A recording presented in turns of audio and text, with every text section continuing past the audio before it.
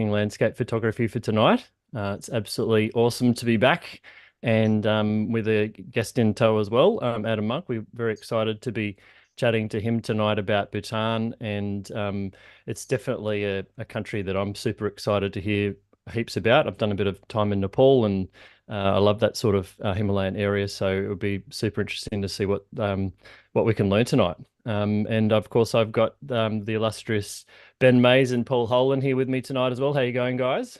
Evening, Luke. Good to be here. I missed a couple of episodes, so it's nice to be back tonight. Yeah, and very excited to learn all about Bhutan. I've got no idea, so it's going to be a very very fresh learning experience for me. So yeah, very much looking forward to the episode tonight. The mystical kingdom of Bhutan.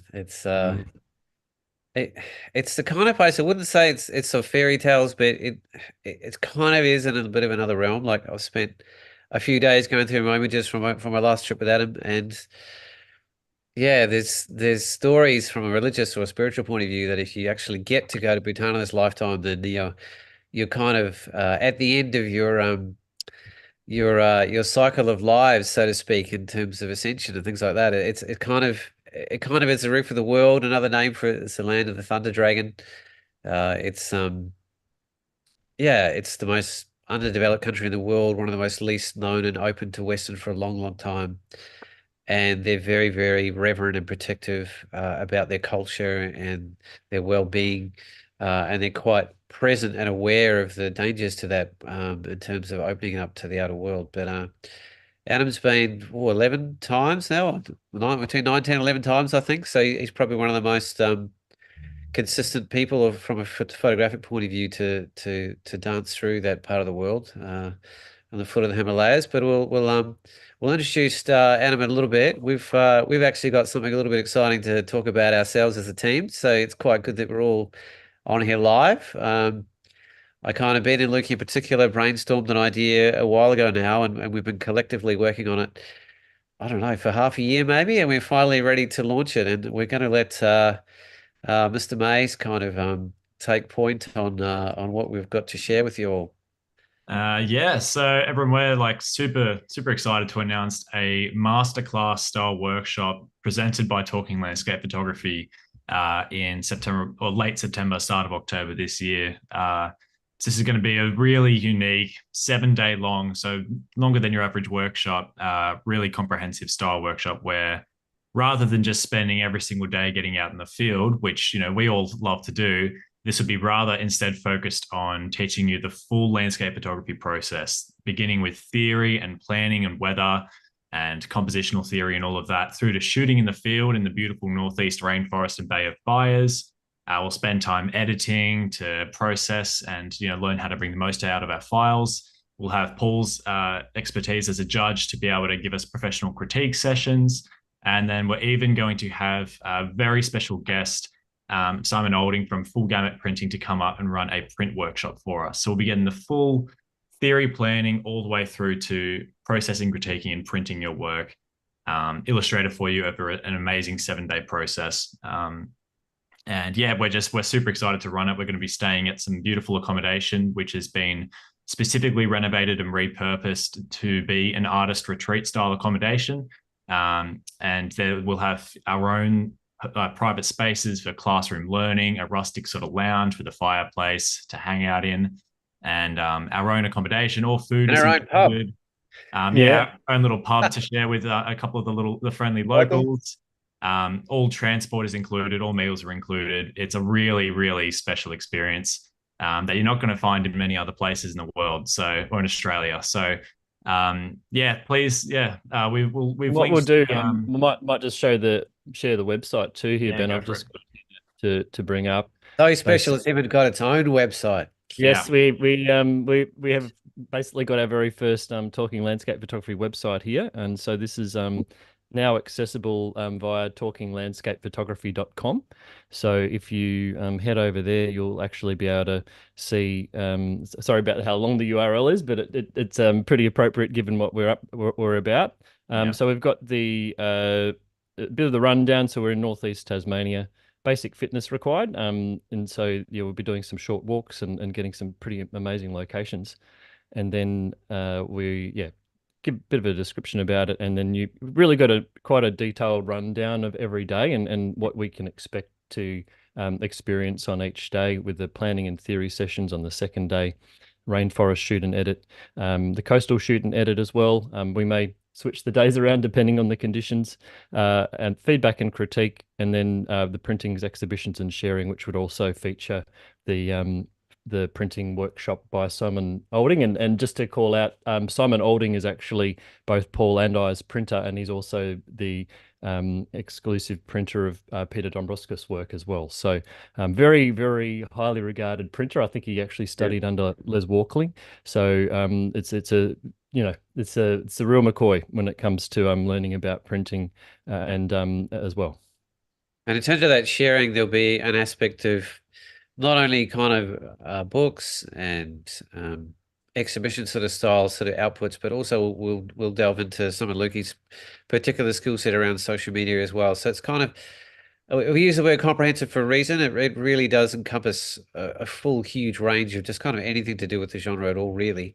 Yeah. And of course, having all of us there, it's a pretty, it's pretty unique to have 3 instructors there and to have that level of capacity to lean into all of our breadth of skill sets and experience at the same time collectively. It's rare you'll find anything sort of so holistic, I think, in this regard. And it's kind of a beautiful thing to do, I think, in the middle of winter when we're all in a bit more of a reflective space. And so we didn't want to overshoot and be out in the field the whole time. We wanted to sort of wrap around a bit of everything. So it's a very it's a very full, well-rounded sort of experience, and it'd be unlikely that anybody wouldn't come away with some aspects of or elements of things they were less familiar with, or at least strengthen, or even try out for the first time. And if the printing goes according to plan, we'll all come home with a gorgeous fine art print of our own as well. And printed and prepared in a way that we can get the absolute best possible out of it.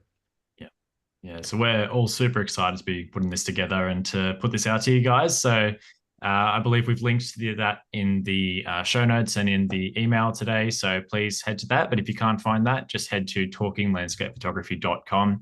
And if you have any questions, feel free to get in touch with any of us. But yeah, we'd absolutely love to have any of you along, and it'll be an amazing time. There's no limit on what your ability is. If you feel like you need to come in, there is no expectation on what your existing knowledge is with photography. You can come in a total fresh beginner, and this is for you, really.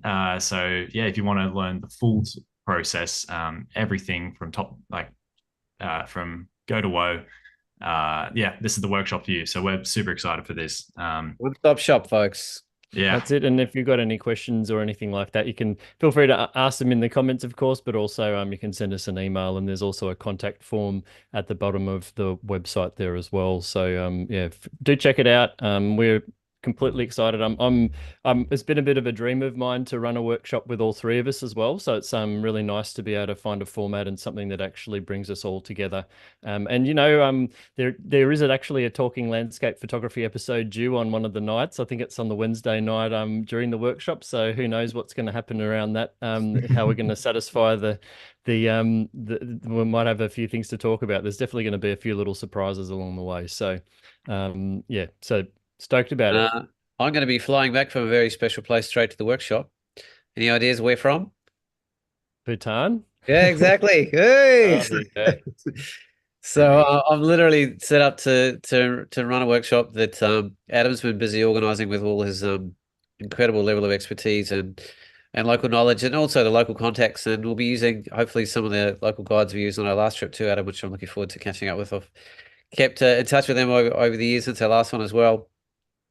But I'll introduce Adam a little bit. Adam is well, he's many things. It's hard for me to not make really bad jokes now because we have quite a dry sense of humor between us. But he's one of the few photographers I know that has successfully run their own gallery as well in Australia. He did 13 years, I believe, in Frio, and that's actually where I first met Adam, walking into his realm of expression of images from all around Australia and around the world. And he also printed a lot of his own work as well, and he had a framing business sort of out the back that he worked with directly, and there's probably not many photographers in Australia that have even had that a go or done it to that level of longevity. So there's a very holistic element to Adam's kind of skill set in the realm of landscape photography, and And he's also very familiar with using pretty high-end, really large resolution equipment. And so his technical craftsmanship around imagery is very, very high in terms of camera craft as well, which I feel like is a little bit lost in some of the younger generation. And Adam still flies a flag really beautifully with, it makes me jealous of his 100 megapixel plus whatever system he happens to be using at the time that he's stitching as well. And I'm like, oh my God, I can't wait to see those files, or don't show me. And we're still waiting for that wall-sized poster of me you took at Crowdle Mountain on one of our workshops, Adam. But I'm looking forward to that 150 megapixel stitch. But anyway, I'll stop talking and I'll let Adam sort of maybe introduce a little bit of himself and a little of his backstory. He's currently coming from his farm. We're trying to work out what the farm is at the moment. It's a bit of an ongoing joke behind the scenes here. But it's another place he has down south of Frio somewhere. Good evening, Adam. Thanks for coming on, brother. Hi, Paul. How you going? Luke, Ben, Welcome, nice welcome. to be here. Thank you for inviting me. Yeah, good to have you on. I am actually talking to you from the southwest of Western Australia at the moment, which is a beautiful place, but very, very dry at the moment. We've had no rain since September. Ooh. So a bit of climate change in action. September, yeah. it's like 7 months. Yeah, I know. Oh my God. I'm doing a bit of fencing at the moment. I'm getting into all sorts of agricultural things, and I was I'm, thinking it was more the art martial art thing, but that's good. different type of fencing, Okay. agricultural fencing, Yeah. which involves digging fairly large holes in the ground that go down about 800 to put strainer posts in, and I'm digging through solid clay that has had no rain since September. So it's like digging in concrete. Whoa. Basically. I've been watching. Interesting. I've been busy watching the surfing all morning. At Margaret River up the road. Yeah. The World Surfing Tour is over in WA at the moment. Yes, So it is. my mind's fresh on it over there. Nice. I haven't watched any of it. I've been too busy digging holes. What about the kite surfing, Adam? I'm getting into wing foiling actually now. Oh God, you're moving on. Well, kite surfing is pretty awesome, I must say. But my wife has been getting into wing foiling, and it's kind of nice to do something together. I like, along those lines. So now we share a hobby, which is very nice. That's not just a hobby, man. That's a pretty wild ride. Oh, it's kind of a lifestyle. Yeah. It's pretty damn good, actually. Yeah, no, Adam somehow, I don't know when Adam works or how he works these days, because every time I talk to him, he's been out kite surfing or wing foiling or doing something exciting. I haven't heard about digging holes through concrete, but going back a step, Adam, do you want to sort of give people a little bit of a background on yourself? I know it's not really an Australian way to go talking trumpets, but at the same time, you're probably the best person to speak to a little bit about your love and passion and career in photography than we are. Sure. Yeah, back on topic. I've been shooting images since I was a young kid, and I started off with the usual 35mm camera. Went through reams and reams of rolls of black and white film, as most of you guys probably did too, and created some awful mess, wasted an awful lot of film, and then I got into the dark room, and there was a dark room down the road from me that you could rent by the hour, and I would sort of start off at 5 o'clock in the afternoon and go through till about 4 or 5 in the morning the next day, and then go to the beach on the way home smelling of fixer. And gradually, I got a little bit better. And one day I was traveling around Australia with my girlfriend at the time, and I saw a book by Ken Duncan in a post office, I think it was. This was back in 1990, I think it was. And for the first time saw some landscape images that I found really inspiring, and just went, oh my God, this is amazing. So I bought the book, and then we were traveling through Central Australia and up in North Queensland, and right the way through the Kimberley and north around Darwin. So I had plenty of opportunity, and I was walking around with just a 35mm gear, but started playing around with landscapes and went, wow, this is just amazing, because it combined two great loves that I had, which is obviously taking photos, but also being out in nature in the bush, which really is the primary reason for it, I think.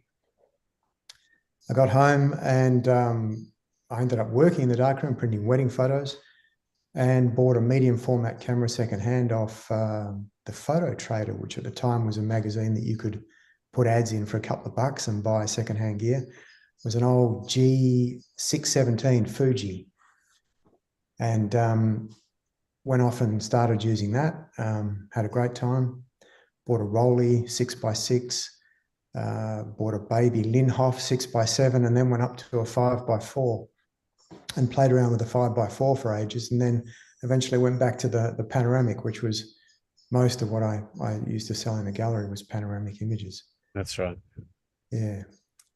Because, you know, they give you a really interesting view. It's they call it a letterbox view, but we tend to, you know, look from left to right a lot easier than we look up and down. So that's a really natural view, which is quite difficult to use, but when you get it right, it produces some pretty phenomenal results.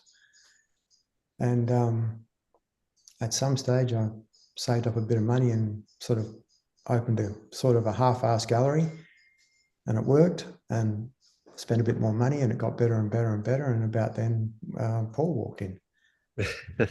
Yeah. Oh, so I got the good stuff, did I?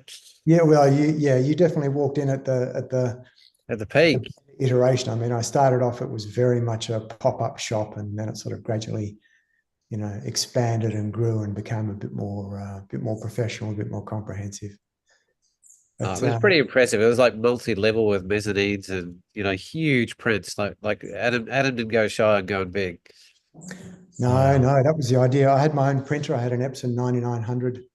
Well, I started off with a smaller one, but anyway, I ended up with a 9900. Did all my own printing. And when I started digital printing, no one had a bloody clue. The shop guy would basically just say to you, well, here's the printer, here's the instruction manual, off you go, you know, plug it in, push go.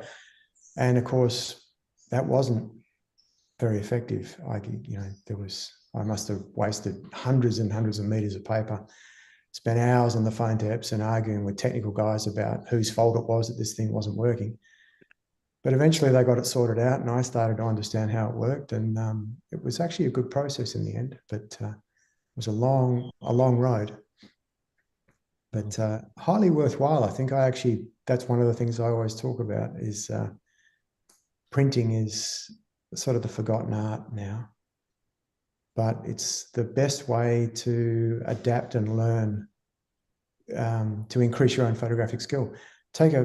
Take one of your favorite images, print it, stick it on the wall, and all of a sudden you're looking at it every day. And it's amazing how quickly you start noticing things that you've done wrong and things that don't work. And then hopefully... That's why I don't print anything. Just kidding. Well, hopefully as you get better, you start noticing things that you do right and things that you do like. And then you replicate those things. So it's a great exercise. That was probably the best thing for my photography and for my processing was actually seeing my images on the wall. And as Paul said, you know, I used to print big stuff. We did a lot of boardrooms and a lot of office fit outs. So we were printing sort of 4 or 5 meter images. Wow.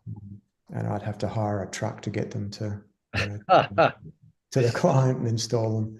And some of them were on like face mounted acrylic, or some of them were even mounted in glass. So they weighed, you know, quite a lot. It was quite a process. Wow. Yeah. Good fun times. But I started running tours in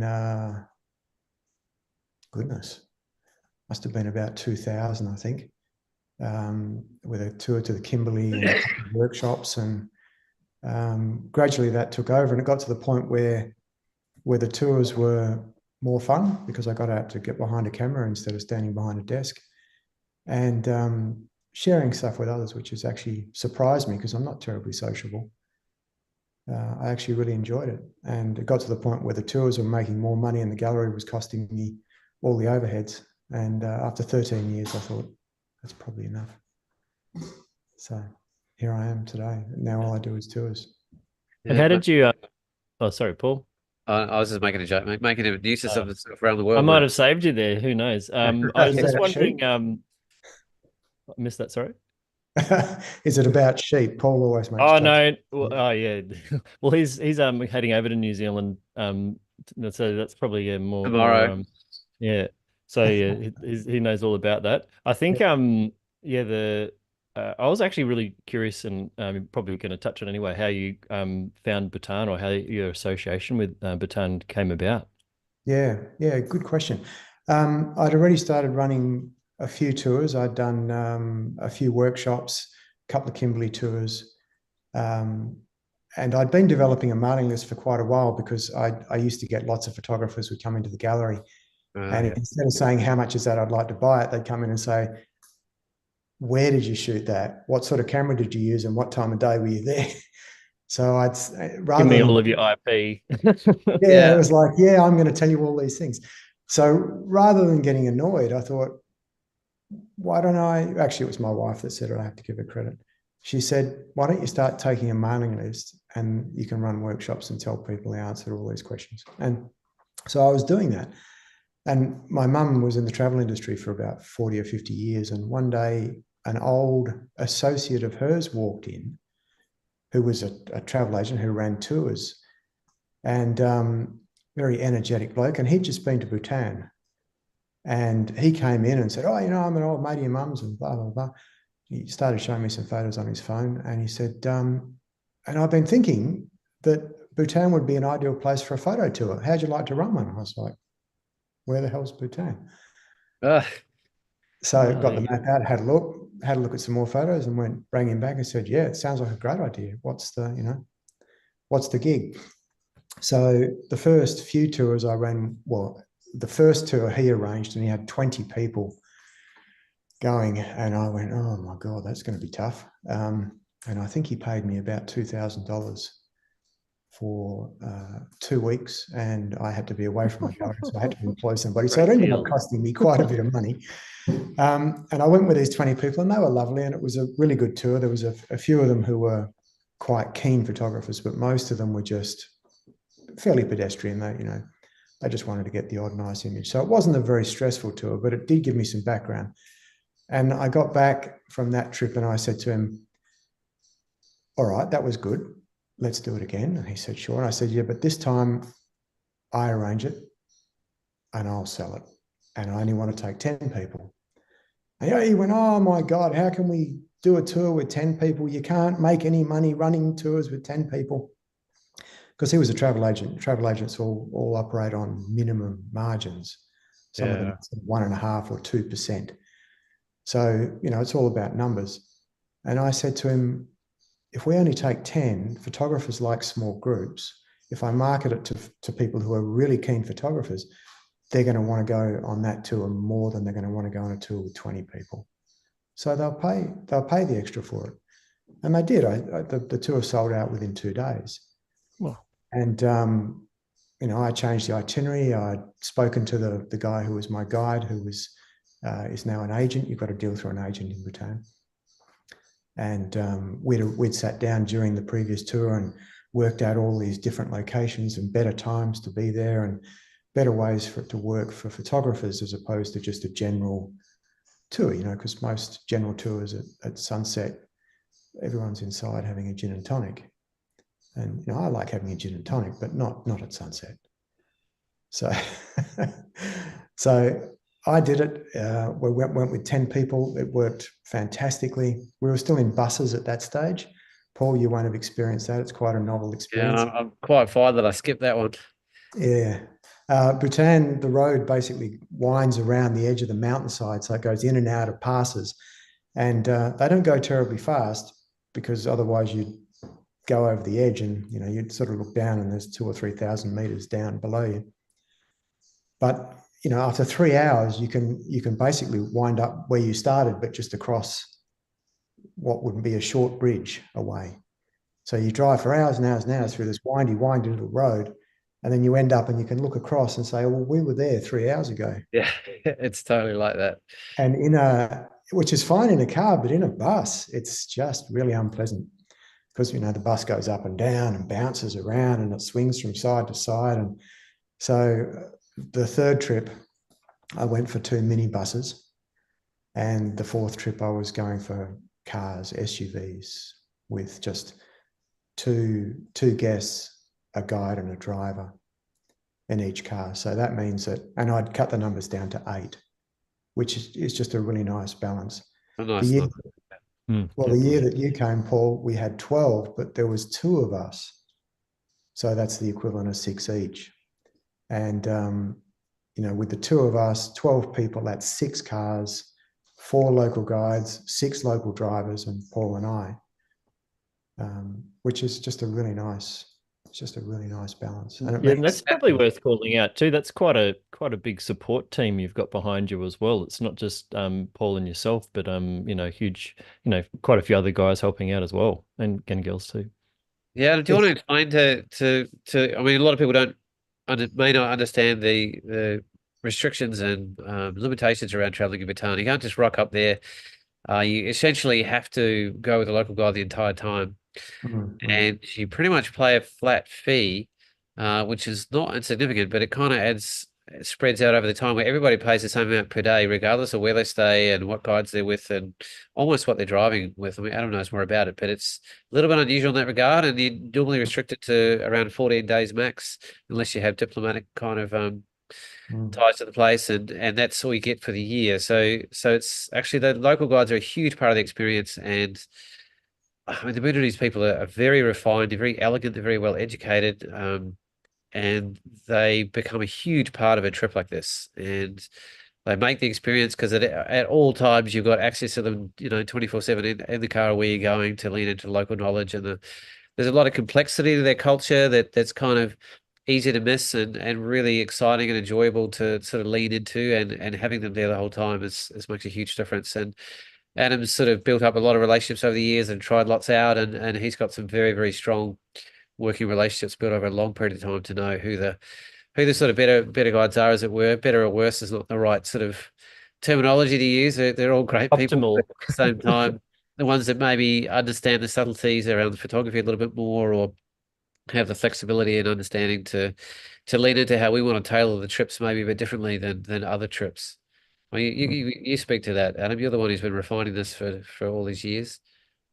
Yeah, well, you've hit the nail on the head.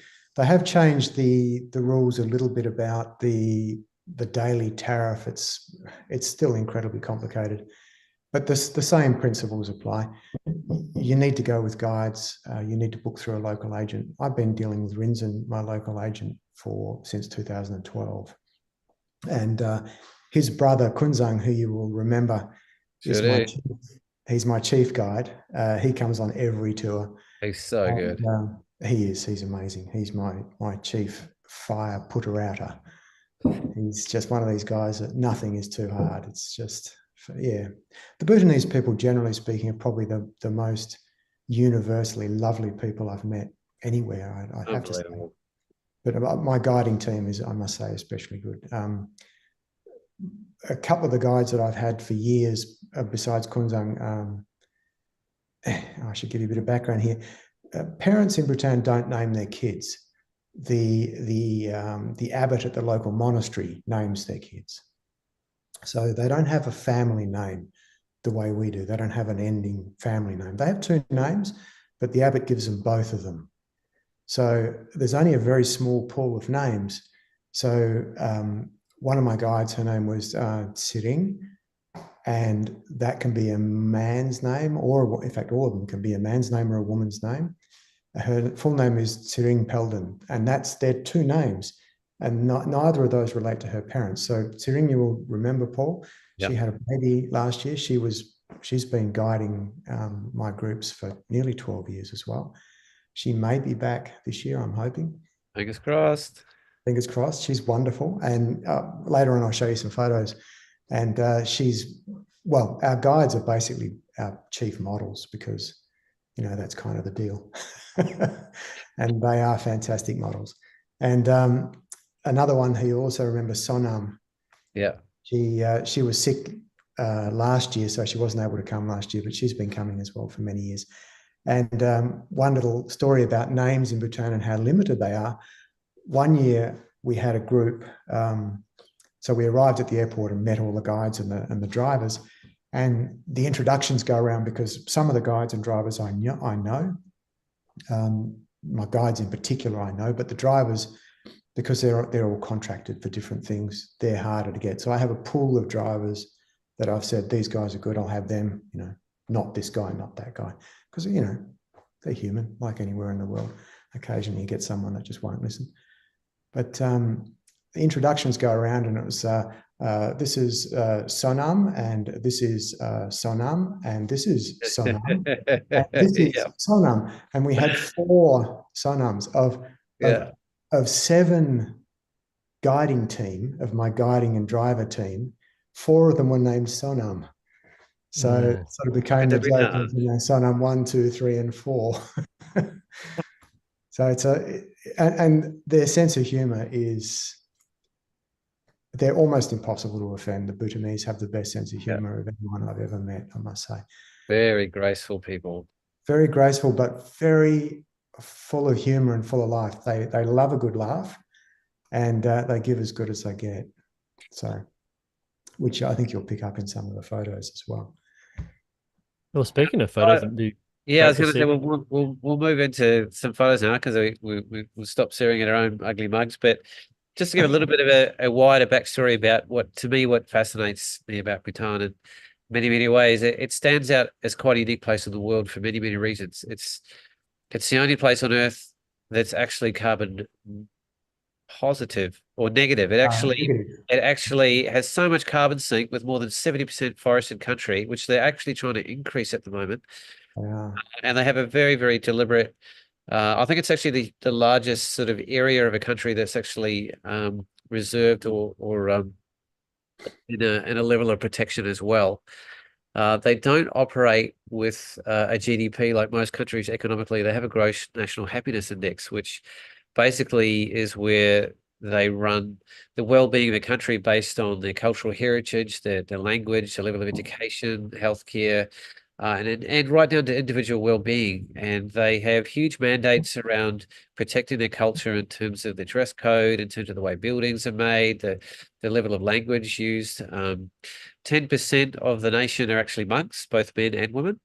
And it's a very, very spiritually orientated country. It's very Buddhist orientated, and religion per se sort of is woven through the entire fabric of the culture. And pretty much most of the places we go are monasteries, or actually the government offices are actually in the monasteries. And a lot of the governance of the country is done as much through lamas as it is the elected politicians.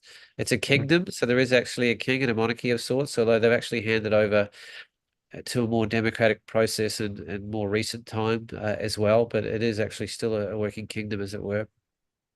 So it sort of stands apart to me from most countries in the world, and to me it models some of the values and ways of being that we could all sort of learn a lot from, I think, and particularly from a more resource-orientated Western culture. They're a little bit challenged in that they're stuck between China and India, and China has been trying to take them over for donkey's years, and they've managed to get into Tibet, and they have a intense kind of working relationship with India, and the India military have sort of volunteered to be on their northern borders and protect them a little bit from China, but the cost is at getting their hands on the main sort of economic power they do have, which is a hydropower. So there's a few complexities in there, but I just thought I'd throw all that out there in the middle, because it'll get woven through some of the images. But for people that never heard anything about Bhutan, I thought it was nice to just throw a bit of that out there, because it is an incredibly unique place. So I'll stop talking, and we'll start looking at some images and weaving it through that way. But as you can tell, like Adam, I'm super passionate about Bhutan and the Bhutanese people, and I think it's one of the most incredible places and nations on earth for many, many reasons. Yeah, I think you're spot on there, Paul. It's a tiny, tiny little country that is walking a very fine tightrope between 2 giant powers. Yeah. Obviously India and China, and they've sort of done a bit of a deal with the devil there with India, in the sense that India is kind of consuming them, but probably a better deal than the deal with China, where China will just walk in with their military and it'll just disappear. Yeah. So it's very I fine. think they've managed to hold on to their culture for longer, making that choice, but at the same time they've lost a lot of their sort of economic autonomy in a lot of ways by handing over a lot of their capacity to India. That was part of their conditions. Like the Japanese offer, because their road system, actually, I'll stop talking and put some photos up while we talk, because our ugly mugs are getting a bit old. So maybe start sharing screen and pick something, and I'll talk over the top while you get ready. But one example of that is like it literally until actually December last year it was titled one of the most undeveloped countries on earth. And part of that was quite deliberate, and that it wasn't actually legal to have television until very, in recent times, and all sorts of things. And the road structures, there's one made road from east to west in Bhutan, and various offshoots, and the roads are well, should we say they're pretty edgy, and it's the most mountainous country on earth. It's like 98% covered in mountains, basically. And these Himalayas, so it's very, very steep. And if you get a big road slip, you might not be able to get through for a week or two some places. And there's no other way to get around, or it might be, 10-hour drive to go a different way to get, like Adam said, just 5 minutes up the road. But the Japanese offered to do their engineering, and they're brilliant design engineers for roads. And the Indians are like, no, no, no, no, no. You give that contract away, we're pulling the military out, and you're on your own. Good luck with China. And so what a curious part of the experience with Bhutan, and they have a long history with India. If you look at the history of Bhutan, there's been a lot of wars and different things around different areas in and around the regions, north and south. But you'll see like handshake signs on the side of the road, and it's the idea of trying to encourage the Bhutanese people to make friendships with the Indian people. And when you look at the road crews as you're running through Bhutan, you'll see, what's that little shanty town with people living in tin sheds on the side of the road, and why is there a little 4-year-old kid with a pickaxe standing in the middle of the road? And it's the Indian road builders. And they've kind of lent into the caste system, and they've pulled across a lot of the lower caste sort of workers to do the roads in Bhutan. And they not necessarily the most skilled engineers, shall we say, but they obviously work very hard. So there's a curious complexity with the countries around. And the Nepalese, there's a bit of a, probably I'd argue, a bit of a stain on the history of Bhutan a little bit in terms of the way they pushed a immigration kind of policy in I think it was the 80s or 90s, where a lot of the Nepalese got pushed out of the country and pushed into refugee camps, and that was probably in modern times probably not the shining star of the values of Bhutan. They had their own reasons, I guess, but it's yeah. My point is, there's a complexity and delicacy to their situation, and yet they're very, very fierce in terms of the way they value their culture and their language and their spirituality and religion and their leadership, and it's just woven through every fabric around every corner and through every person you meet.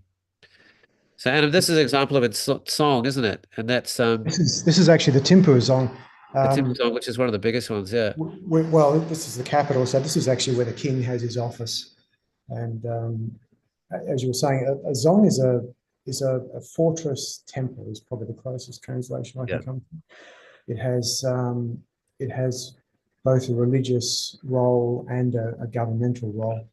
They were literally a fortress, so they were built to command valleys when Bhutan was a series of feudal lords, I suppose you would say. Yeah, feudal lords is pretty accurate, I think. So, I mean, I know this is a landscape talk, and I did actually try and break these images up into landscapes and cultural landscapes and people, and then I was getting awfully confused because it had all.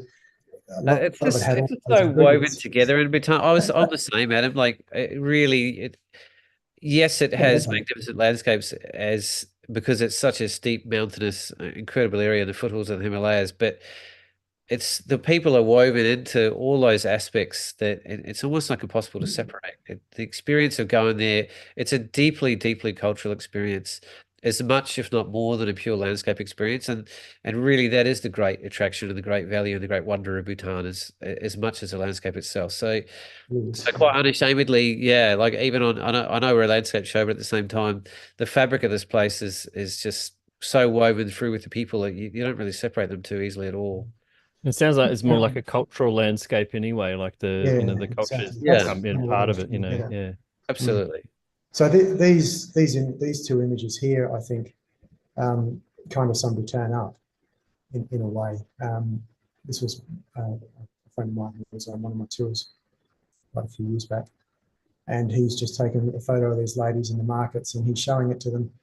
And that's the reaction. It's just classic Bhutan. That's the sort of reaction you get, which is actually really nice. There's a lot of you'd say most of the people, particularly in central and eastern Bhutan, are still wearing traditional dress. It's more the western sort of part of Bhutan that has the more western influence to it. And I think we should jump away shortly to a map, probably, Adam, just to get a bigger picture of the country to people. Like the way Adam sets up his modern tours, and the one I'll be running is the obvious landing point is in the west. But a lot of the marvels and the great joy of Bhutan is in the center and the east. So we actually do a hop skip flight to the middle and then slowly drive our way back. And also use a bit of time to acclimatize ourselves for the big walk to the tiger's nest at the very end, which is getting pretty high. Yeah. So you have a map there, Adam? Yeah, I do. I'll just share that again. I'm a bit new to this Zoom stuff, so excuse me if I. Yeah, you should just, whatever's on your screen is what we're looking at, Adam. So just. Okay, so you can see that? Yeah. Okay, so there's Bhutan there, this little tiny country there. Up here, we have China. And then on three sides, we have India. So India sort of squashes Bhutan right in there. And the Himalayas, the peaks of the Himalayas basically run across here. So you have these north to south slopes all the way through Bhutan, which is, of course, great opportunities for, as you mentioned before, Paul, hydropower. Because it's very, very steep. They don't need to build huge hydro dams as your lovely government does in Tasmania. Here, these are effectively micro hydro. They basically put a turbine into a waterfall. It's not quite that simple, but that's the general gist. And the deal with China, of course, is there's disputed territory up here where China walked in a few years ago. And now everybody's supposed to show it on the map as being China, and China won't talk to them if you don't. So the Indian military is all up along this border as a sort of a deterrent, I suppose you would say. And in exchange for that, India gets to build all of the hydro systems in Bhutan here, all the way along. And they get to supply their own workers, their own materials, their own, et cetera, et cetera. And they get the power at a massive discount. And for this, the Bhutanese government has taken out a massive loan from the Indian government to achieve these things. That's what I meant by a bit of a deal with the devil. It's a very fine line that Bhutan walks between being consumed by China or being consumed by India. So they're doing it very, very well. So a little bit of political background there. Population is about 750,000, just to give you a perspective. Of which, as you said, the vast majority of the country is actually effectively wilderness. So here, in this little corner here, you have Paro, which is the main international airport. There is another one down here somewhere close to the Indian border, but this is the one that effectively gets all the traffic. So we begin there. Usually we come through Guwahati over here from Thailand, and then up to Paro, and we land in Paro. And then the main road for Bhutan actually runs from here in the east at Paro all the way along here to about there, which is where we went last year. This year's tour goes as far as central Bhutan, Tscharke, which is right here. This is the road. And this gives you a little bit of an idea of just how windy the road is. You can see, even on this very large scale map, just how many kinks and turns there are. This is a particularly frustrating one, this one here. Oh, that's one of those like 2.5 hours. How come we can see where we were? We're across the road 2.5 hours later. It's just there. Exactly. This one here is probably the one that you're remembering into Trongsa, because you get to this point here where there's a lookout. And we would normally get there at about sunset. And you can look across the valley to the Trongsa Zong, which is probably the most spectacular. Oh, there it is. Wow. The most spectacular looking zong in Bhutan, and the Trongsa Valley is very, very steep and heavily wooded. So you, from this lookout, you're looking straight down to this wild river in the bottom that's hundreds and hundreds of meters down. And you can see where you're going. You think, oh, we're nearly there. And then you turn the corner and you start driving away from it. And you think, oh, how does this work? And about 3 hours later, you get back here, which is that's our usual hotel. So it's a deceptive place for things like that. You know, you sort of read, oh, we only need to travel 50 kilometers today. And you think, oh, that'll be easy. And 4 hours later, Just a stone's throw away. So rough. Well, fortunately, the view is just amazing. It is just amazing. At every given moment, you're looking out the window at the most incredible scenery I've ever seen. I come from the coast, so to me, mountains are a fascinating thing. So the central road is pretty much the main road of the entire country, to east to west, and then there's kind of side valleys, like the Ura Valley and the Har Valley, and various places that sort of head further sort of north and south. But you're getting it's sort of wilder and more remote the further east you go, and more traditional as well, which was really nice that Adam sort of pushed into the further eastern corners on the last trip, which I haven't yet been to myself.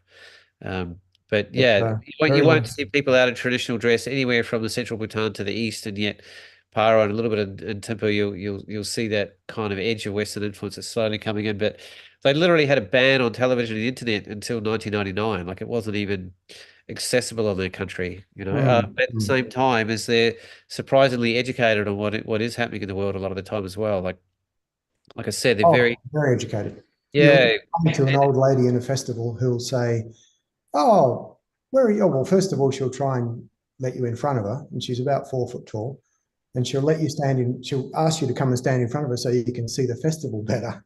Of which, of course, you immediately say no, no, no, and she'll say to you in pretty good English, "Oh, where are you from?" And you'll say, "Oh, Australia." She'll say, "Oh, my granddaughter's studying medicine in Perth," and that happens. Wow. Over and over again. We have the biggest population of Bhutanese outside of Bhutan. Outside of Bhutan in Australia, yeah. Wow. In Perth, of all places. Perth even. Yeah, right. which is very bizarre.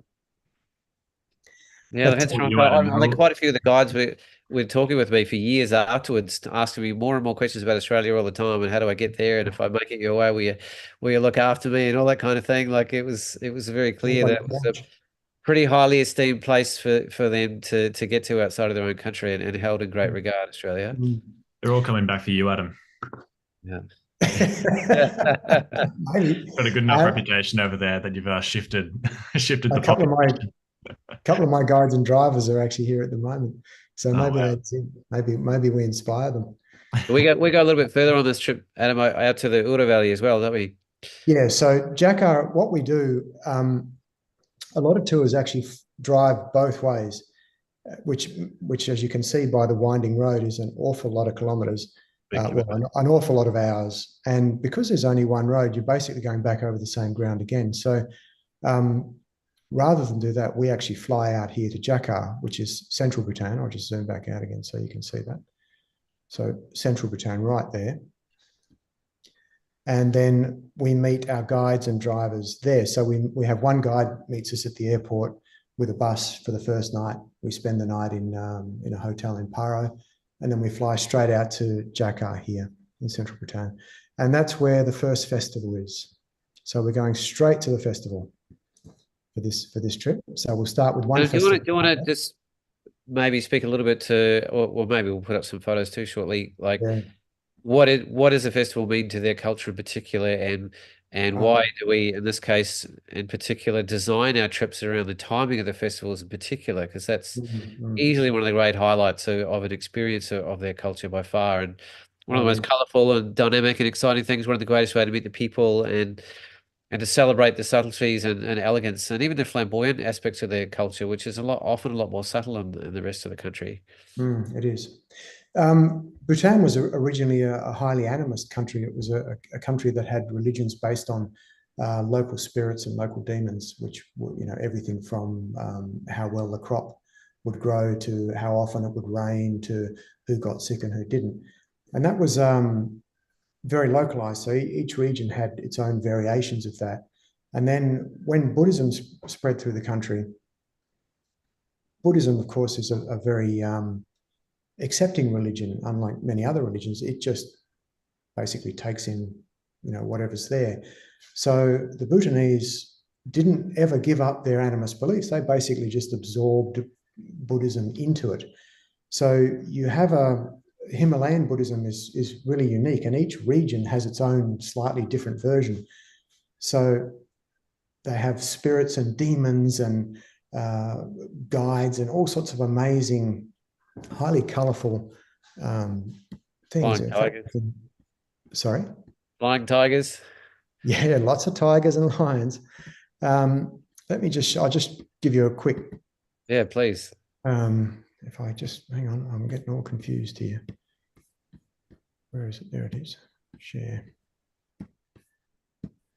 Okay, so a lot of the festivals in Bhutan involve lots of dancing, lots of masks, lots of very, very vibrant costumes that all tell stories about their unique form of Buddhism, which incorporates all of the past animist beliefs. And these festivals usually take place in either, he's just pinched that phone from someone in the audience. They take place in their local temples if it's a small place, or in the local zongs if it's a bigger center.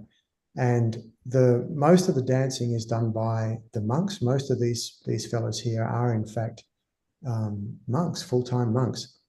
And these are some people watching the festival. There's a local fellow cooking some food for the festival. These are some of the young monks.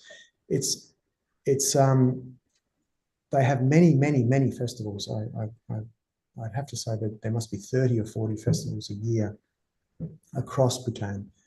And the festivals, to me, are one of the most spectacular events of them all. So I always plan the tours around festivals. So the first thing I do before I plan a tour is I get the festival calendar and figure out which festivals I'd like to go to for that year, and then plan the tour around those festivals. I usually aim for 2, because occasionally, as I think happened with you, Paul, when we were in Bhutan in 2018, one of the festivals we were meant to go to actually moved,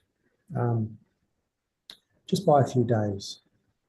But that was enough, of course, to mean that we weren't going to be there when it happened. So having 2 as a backup. I think you went to the Crane Festival? Yeah, the Black Crane Festival, yeah. Black Crane Festival, yeah. In central Bhutan. So that's one of the other ones we're going to this year as well. These are just a series of random shots of different festivals. As you can see, they're incredibly colorful. And they're probably... Well, just about every home has a loom. Like, it's one of the great skill sets of the people in terms of the creation of fabrics and textiles is absolutely phenomenal. The level of skill and ability and refinement and elegance they have. And a lot of their traditional dress is very fabric orientated as well, and have these, what do you call the one the men's wear, it's almost like there's all these things hidden inside of them, you can't tell because there's all these hidden a go. And it's just like, what have you got in there? And it's almost like they're wearing a TARDIS, and they just can pull these things out of all these sorts of places. Yeah. And it's their traditional dress. So it's very elegant, but it's also, they've found a way to make it very strangely practical as well. World's biggest pocket, they say, in the go. Yeah, it's one big pocket. It's yeah, and they wear it with a lot of pride, and they carry their culture with a lot of sanctity, and a lot of reverence, and a fierceness of protecting it. Like I said, they're really not shy on their commitment of their nation to hold on to the deep fabric of their culture, and even some of their knowledge. Like, we had a doctor on our last trip, and she was looking at coming back and doing some time there herself, and we went to one of the biggest hospitals, and unbeknownst to us at the time, certainly to me, they had a traditionalist hospital on one side, and then the Western hospital on the other side. And we really walked into the traditional one, and there's an entire room of charts of nothing but bloodletting. And there were stories about how they were doing dangerous runs into Tibet every year to try and get the herbs and medicines that they needed that's now been locked off by China to get access to, which is how they practice their medicine. And they cross reference each other with acute and chronic cases. The really acute cases will get pushed over to the Western medicine, and the more chronic long-term ones will be pushed over to the more traditionalist kind of medicine, and they work completely side by side together. And it's another model of where they haven't let go of their old knowledge and their old medicine knowledge, like a lot of cultures have, not necessarily through design.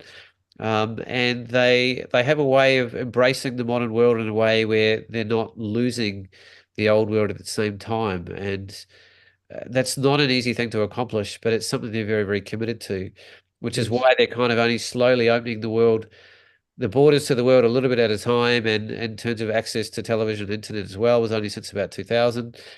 And the access of visitors is limited as well. So that impact is limited in a way. I mean, it has become a fairly significant economical aspect to their culture, the tourism aspect of it, to be fair.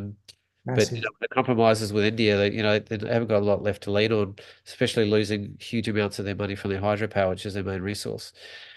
But it's really it's quite astonishing to witness and to reflect upon what it says about our own culture.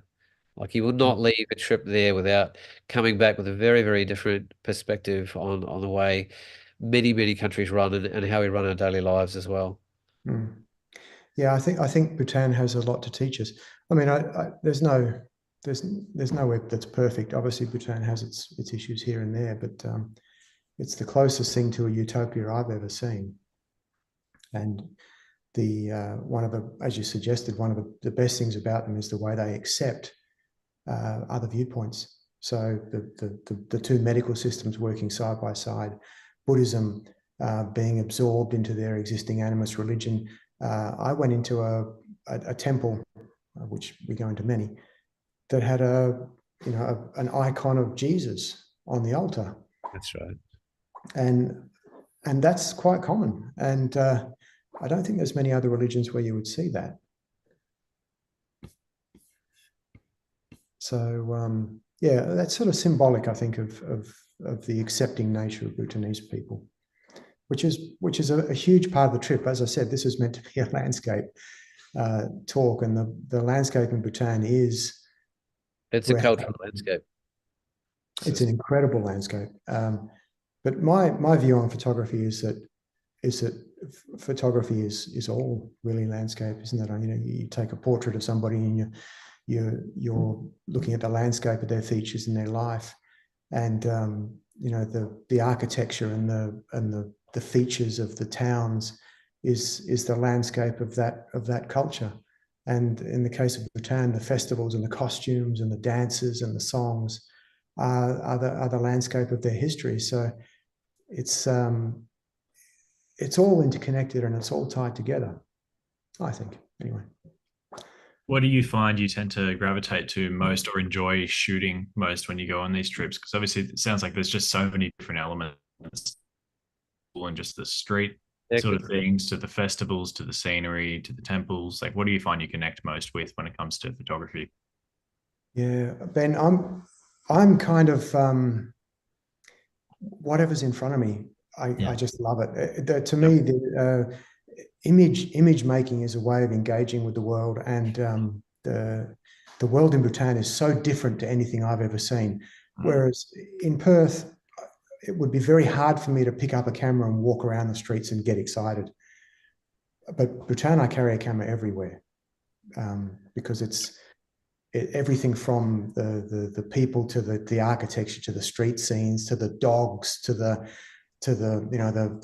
light hitting the mountains, or these incredible trees, or beautiful valleys, rushing rivers, waterfalls, you name it, it's got it. So and you could probably wrap 5 or 6 of those elements in one scene some of the times as well. So you've got that choice through the focal length and the way the light's forming or moving around the valley at the time about what you want to focus on. So you can literally stand in one place and engage with a lot of those different elements, either collectively or individually, depending on what you choose to focus on. Yeah, it's not a lot of time where one's sort of completely separated from the other, to be fair. No, it's a wholly engaged country, I think. Just about everywhere you look, there's a incredible temple with people wearing beautiful clothes and wonderful faces, with amazing mountain backgrounds with rivers and waterfalls. It's really quite mind blowing. As I said, I did try and organize images into categories, and I think I failed. In the end, I threw them all into one big basket. That's I'm all right. actually nice. interested. I've been fortunate to spend some time in the general area, but not in Bhutan itself. And maybe more of a a selfish question, but having traveled to Nepal, or have you traveled to Nepal rather? And if so, how would the country compare, or the similarities?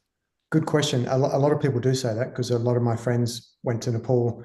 Well, a lot of my older friends went to Nepal years and years ago, when Nepal was sort of a bit fresh. And I haven't been to Nepal, so I can't really give you a good assessment. But my feeling is that Bhutan is kind of where Nepal was 50 or 60 years ago, as far as how the West has influenced it or impinged upon it. And I think the Bhutanese, not that I have a direct line to the king or anything, but just from what although I do keep trying, because he's actually suggesting that he needs a little bit of coaching. But by the way their policies are and the way they are behaving towards the Western world, my feeling is that they're looking at Nepal and going, okay, that's a sort of a warning, that's a lesson for us there, because you're not allowed to climb the mountains in Bhutan. There's no mountain climbing in Bhutan. It's illegal.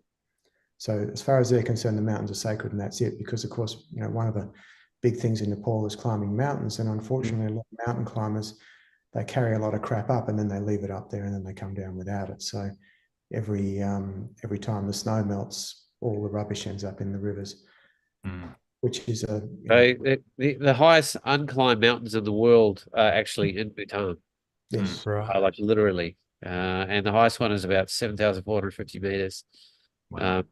And there are certain cultures that have that sanctity around it. Even the Māori in New Zealand, it's tapu to climb mountains, and that's sort of hasn't sort of carried through to reality with it, with a nation that's dominated by us Pakihas, but in their own traditional culture. And things like Uluru as well here with the indigenous people. That's had the same reverence to their people, and they managed to get their sanctity back in that regard. But they're a feature there. They're kind of like a resting point. They're kind of like the backdrop, particularly anywhere where you're looking north, because it's the Himalayas are largely to the north of the country, and we're running through the east to west, and the valleys are running north to south. So you'll get these glimpses, and we do go over a lot of different mountain passes. I think the highest one is about four and a bit thousand meters that we sort of head over. And how high is the Tiger's Nest? That's getting pretty up there too. The Tiger's Nest is not dreadfully high in itself. The trouble with the Tiger's Nest is you're going from 1,900 meters and you're climbing 900 meters vertically. Nice. Nice. So You feel that. But that's why we leave it to the end of the trip. definitely feel Give time to, you need the time to acclimatize. But Hmm. yeah, I think on the road level, the highest pass we go over is about 4,100 odd.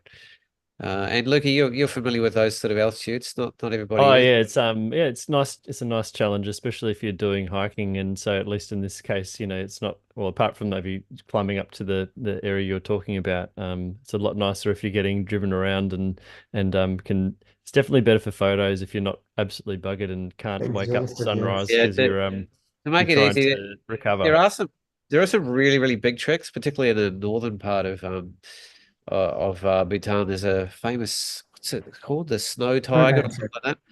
The Snowman Trek. Yeah, that's it's a 15 pretty full on days. one, I think. Yeah. People that have tried it and actually not made it, literally. 5% of people make it. 95% of people pull out. It's Wow. one of the hardest treks in the world. But that's what they do in Bhutan instead of climbing mountains. Is they have all these amazing mountainous treks.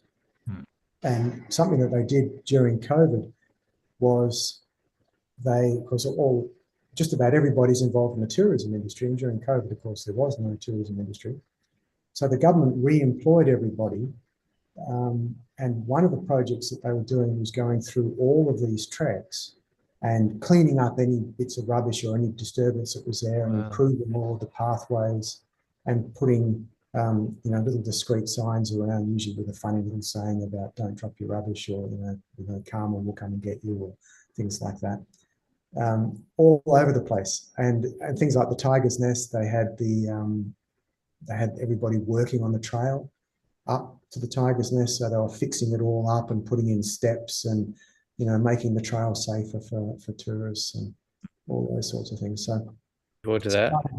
Rather than mountain climbing, yeah, treks and walking and hiking is the big thing in Bhutan. You won't have an e-bike to get you up there this time, Paul. So mountain biking's actually pretty big there. They have some pretty international races there. And the other thing they have, in spades, when you think about it, the Himalayas rushing down through these massive valleys, and the lower end of Bhutan is like 90 meters high. So they do have lower valleys. There's a huge elevation drop through the country, which is why their hydropower is collectively more than anywhere on Earth. It's they have amazing whitewater rafting. And they have the main rivers. Is it the Cho rivers, the mother and the father? Mochu and the Pochu. Mochu and the Pochu, yeah, that's right. And they have a meeting point, and actually one of the most amazing songs is right at the affluence of where they come together. So there is an element of an outdoor aspect to it in terms of its appeal to outsiders and people from there in particular. I haven't had a chance to do that yet. I was literally looking at the mountain biking information in Bhutan today. Actually, I'm just a little bit curious. So one day, if I ever get to go back under my own steam to some extent. Haven't you learned your lesson with mountain bikes yet, Paul? Yeah, I was going to say, if you're going to do it at the end of the trip, not at the start. You know me so well. Oh God. Yeah, you know me too well. I'll give Adam a break. I'll show some images that I prepared earlier. Oh, hang on. I was just going to show you this one. Oh yeah. Oh no, you go back. Okay, you go for it. Yeah, please. That's the one. Yeah. That's the Mochu River. So that's the Punaka Zong. That's the mother. Yeah, that's the mother. Just I don't know if you could explain what a zong is, but is it a monastery or is there a specific? It's a fortress. Okay. So it has temples in it. There's a big temple here, another big temple here, and another one up the top here. But the main purpose of it was as a fortress to defend the valley. So they're always in strategic places. Back in the feudal era of Bhutan, the feudal lord would have their seat of power there. And when I say defend the valley, I mean the valleys were through the passes through the mountains were the ways of getting trade from one end of Bhutan to the other. So if you control that pass, you effectively can control the trade, which means that you're in charge. So these zongs were really the seats of power for those feudal lords. And many years ago, the Bhutan was unified. I'm not great with my history, to be honest, but it was unified by one of those lords who was a bit greedier than the others, who basically went and took over and unified all of Bhutan together. So all of those zongs are still there, and they're still the capital for the regions of Bhutan, and the local government still operates from those zongs. And talking of the cultural things, anybody who works in a zong, any Bhutanese who works in a zong, which is all the government officials, they have to wear traditional dress, to the point that the high officials even wear a sword. So they walk around at work with a sword, which is a little bit daunting, It's probably been like that for, I mean, how long do these sort of structures and organizations date back? Oh, some of them are 1,500 years old. Whoa. But you have to bear in mind that many of them have burnt down over the years because, of course, they're largely made of timber, and the timber they're using is predominantly pines, cypress pines and other types of pine, radiata pines and various other things like that, which of course burn very easily. And part of Buddhism is to light a butter lamp, which is part of the prayer, and the butter lamps would be left on the altar, and a butter lamp is basically a cup, almost like a wine glass made of brass, that's got quite a small base and relatively unstable, and it's full of melted butter with a wick in it that's lit. And of course, you know, they'd leave those burning, and a rat would run along the altar because they'd also leave food out for the as an offering. And the rat would knock the butter lamp over, and then the whole place would go up in smoke. So now you see in the temples, the butter lamps are all in these like perspex boxes, which is, you know, not great culturally, but at least they're not burning the place down anymore. That's a good benefit of doing it that way for sure. I think yeah, I mean those sort of cultural practices are just completely fascinating. Is there different aspects like the prayer wheels and burning juniper, and it's such a sensory kind of visual, the colors and the golds and the, you know, prayer flags or those kind of aspects. Just it's a visual feast, a lot of the decorations and things. Oh, it is. Bhutan is, if anything, it's almost like Technicolor overload. Everything from the clothes to the buildings to the prayer flags everywhere to, I mean, the monks. I've even got a keyword in Lightroom dedicated to monks. And I've got thousands of photos of crimson robed monks because they just look so spectacular against the whitewashed buildings, which are, you know, glowing in the sun with a crimson clad monk in the foreground. It's makes for a fantastic image. Wow. So yes, it's visual overload, if anything. Amazing. Mm. And yeah, the food's an interesting part of it because, and part of the package, you pay this one fee, it includes all your food, all your accommodation, all the cars, all the guides, irrelevant of where you stay, relatively speaking. There are about 4 or 5 kind of high-end resorts in Bhutan, but there's not really any.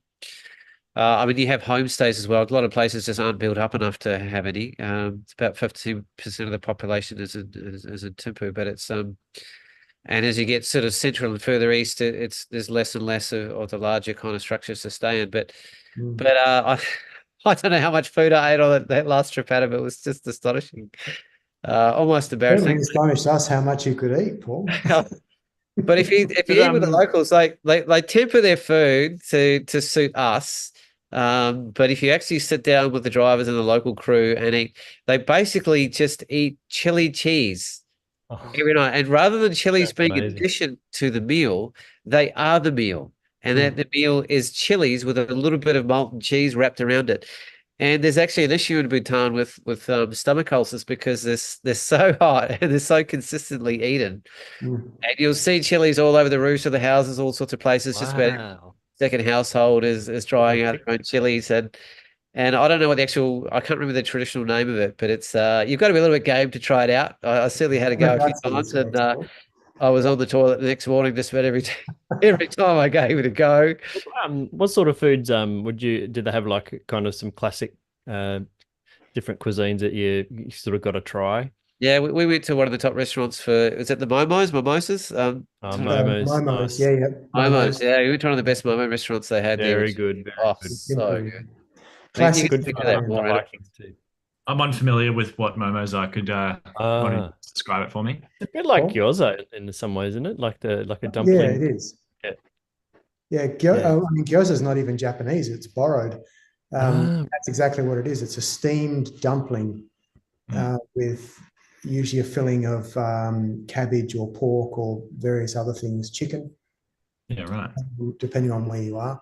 Sometimes the dough they use is made of buckwheat, depending on the region.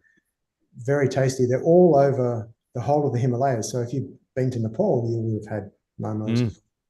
Most Indian restaurants, if they've got anyone vaguely Nepalese or Tibetan in there, they'll be cooking momos.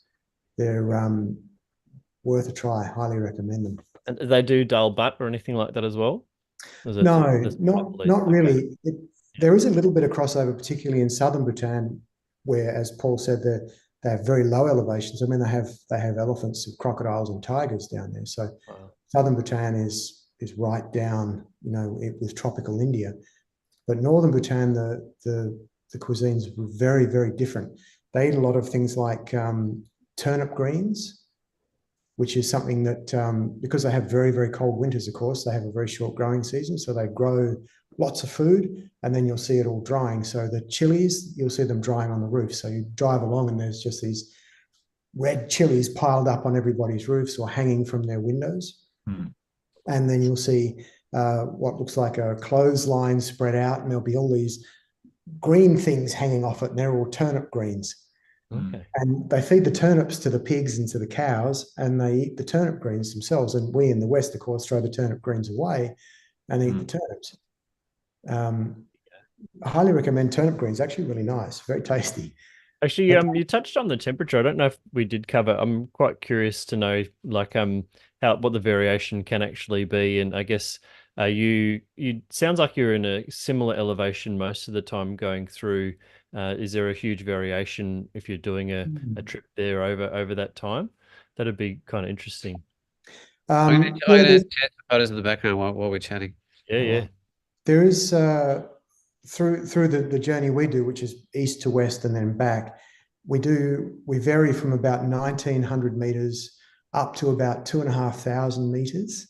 Okay. Some of the passes we go through are up to 4,500 meters, but we don't stay up there. That's usually right. Up and then back down again. And get over the valleys. Yeah, it's beautiful, Paul. Yeah, and that's an example of just, the kind of views you'll get just about every day. Layers and layers. And it's just like this ladder heading up higher and higher and higher the further north you go towards the actual Himalayas themselves. And as I said, the highest peak is 7,500 meters and Bhutan itself. But it's the side lighting and the layering of light you get is like few places I've ever seen. And it's not like one place, it's just consistently through most of the valleys. And you get the different atmospheric infrared place. Actually, it would be amazing, I reckon, Luke. You look at these next few photos, you'll be frothing. And there's a lot of inversion that happens in the valleys. So often when you get up early, and we're up high in Song or one of the areas with a view down below the valley, and there'll be beautiful inversions a lot of the time. And that will lift as the day comes on, and the late sort of evenings. It's often quite a soft muted light, Adam, I noticed, and there's a lot of kind of ray-like feel to the lighting, and the lines of the light often mirror the shape of the valleys too sometimes, which I really liking appreciate. these black and whites, Paul. These are working really well. Yeah, I just a few weeks ago I started going back through some of the shots from our last trip and actually just doing a whole black and white series. But that's an example of how you might see this on the way over. 3 hours later, you're on the other side of the road looking back at it. Because there's just no easy way to navigate the terrain of Bhutan. And when you've got those roads, they're paved as well and they look quite smooth. Oh yeah, they're bituminized. Okay, cool. In the center, certainly as you get further, I imagine further east, way east, it's a lot less so, I imagine, Adam, but they've almost finished. They have done the last 10 years has been a massive road widening project. And of course, when you build a road on the side of a mountain, which were mainly built by the English, when you want to widen that road, it's not just a case of adding a bit more. You actually have to dig right up the mountain and hillside, pull half the mountain down. So it's a massive job. So there's been a few tours that I've gone on that where they did. That's gorgeous, that shot. Wow, that's not very nice.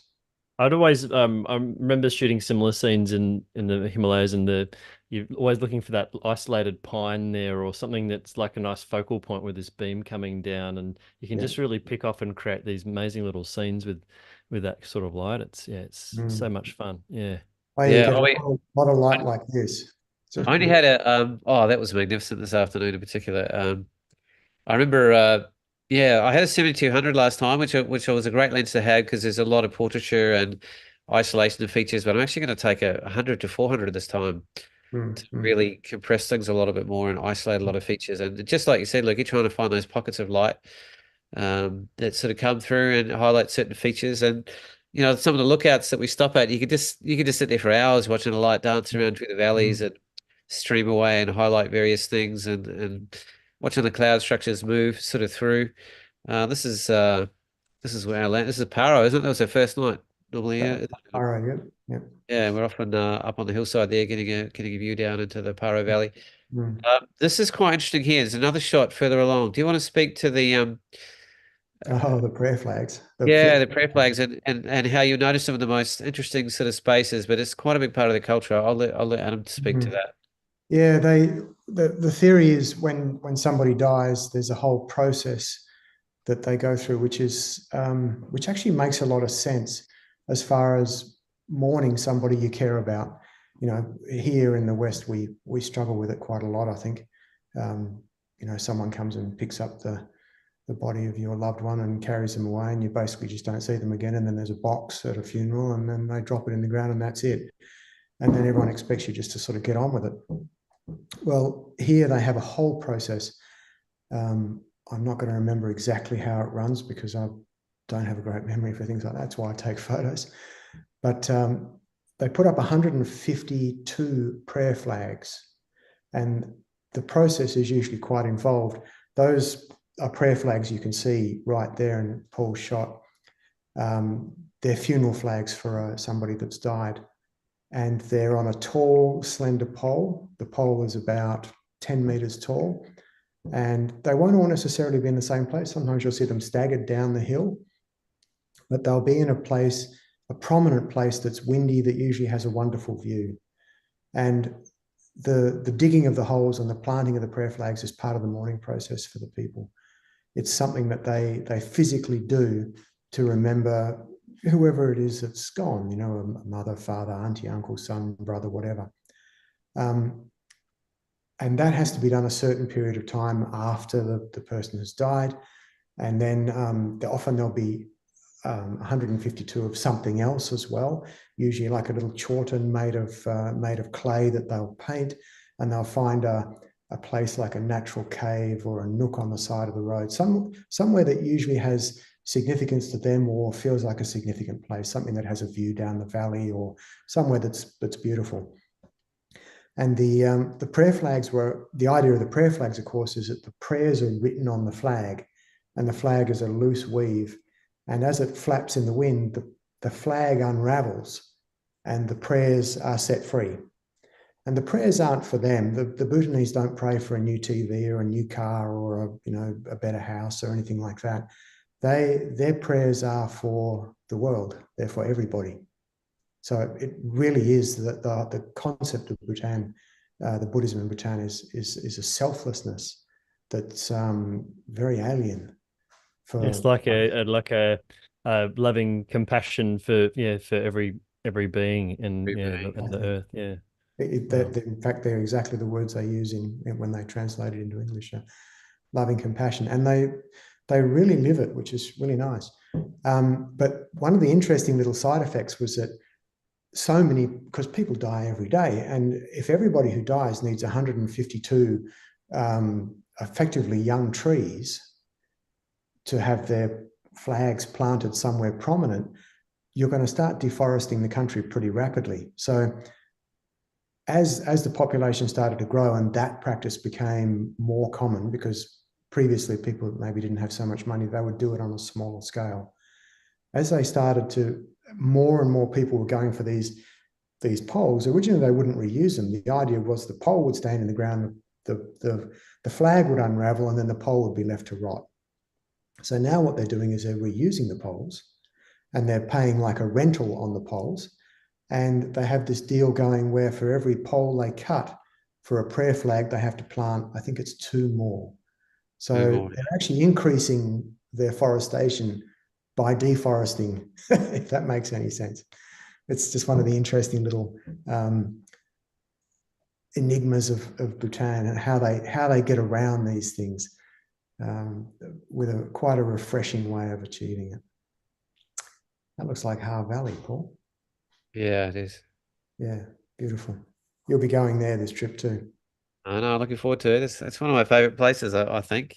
Yeah, I think it's because it's at a stage in the trip where you're really sinking in and you're kind of really ready to embrace the more subtle aspects of the rural culture as well. And it's kind of a less visited sort of area. But yeah, at the same time, even though this is more visited, it's pretty unbelievable.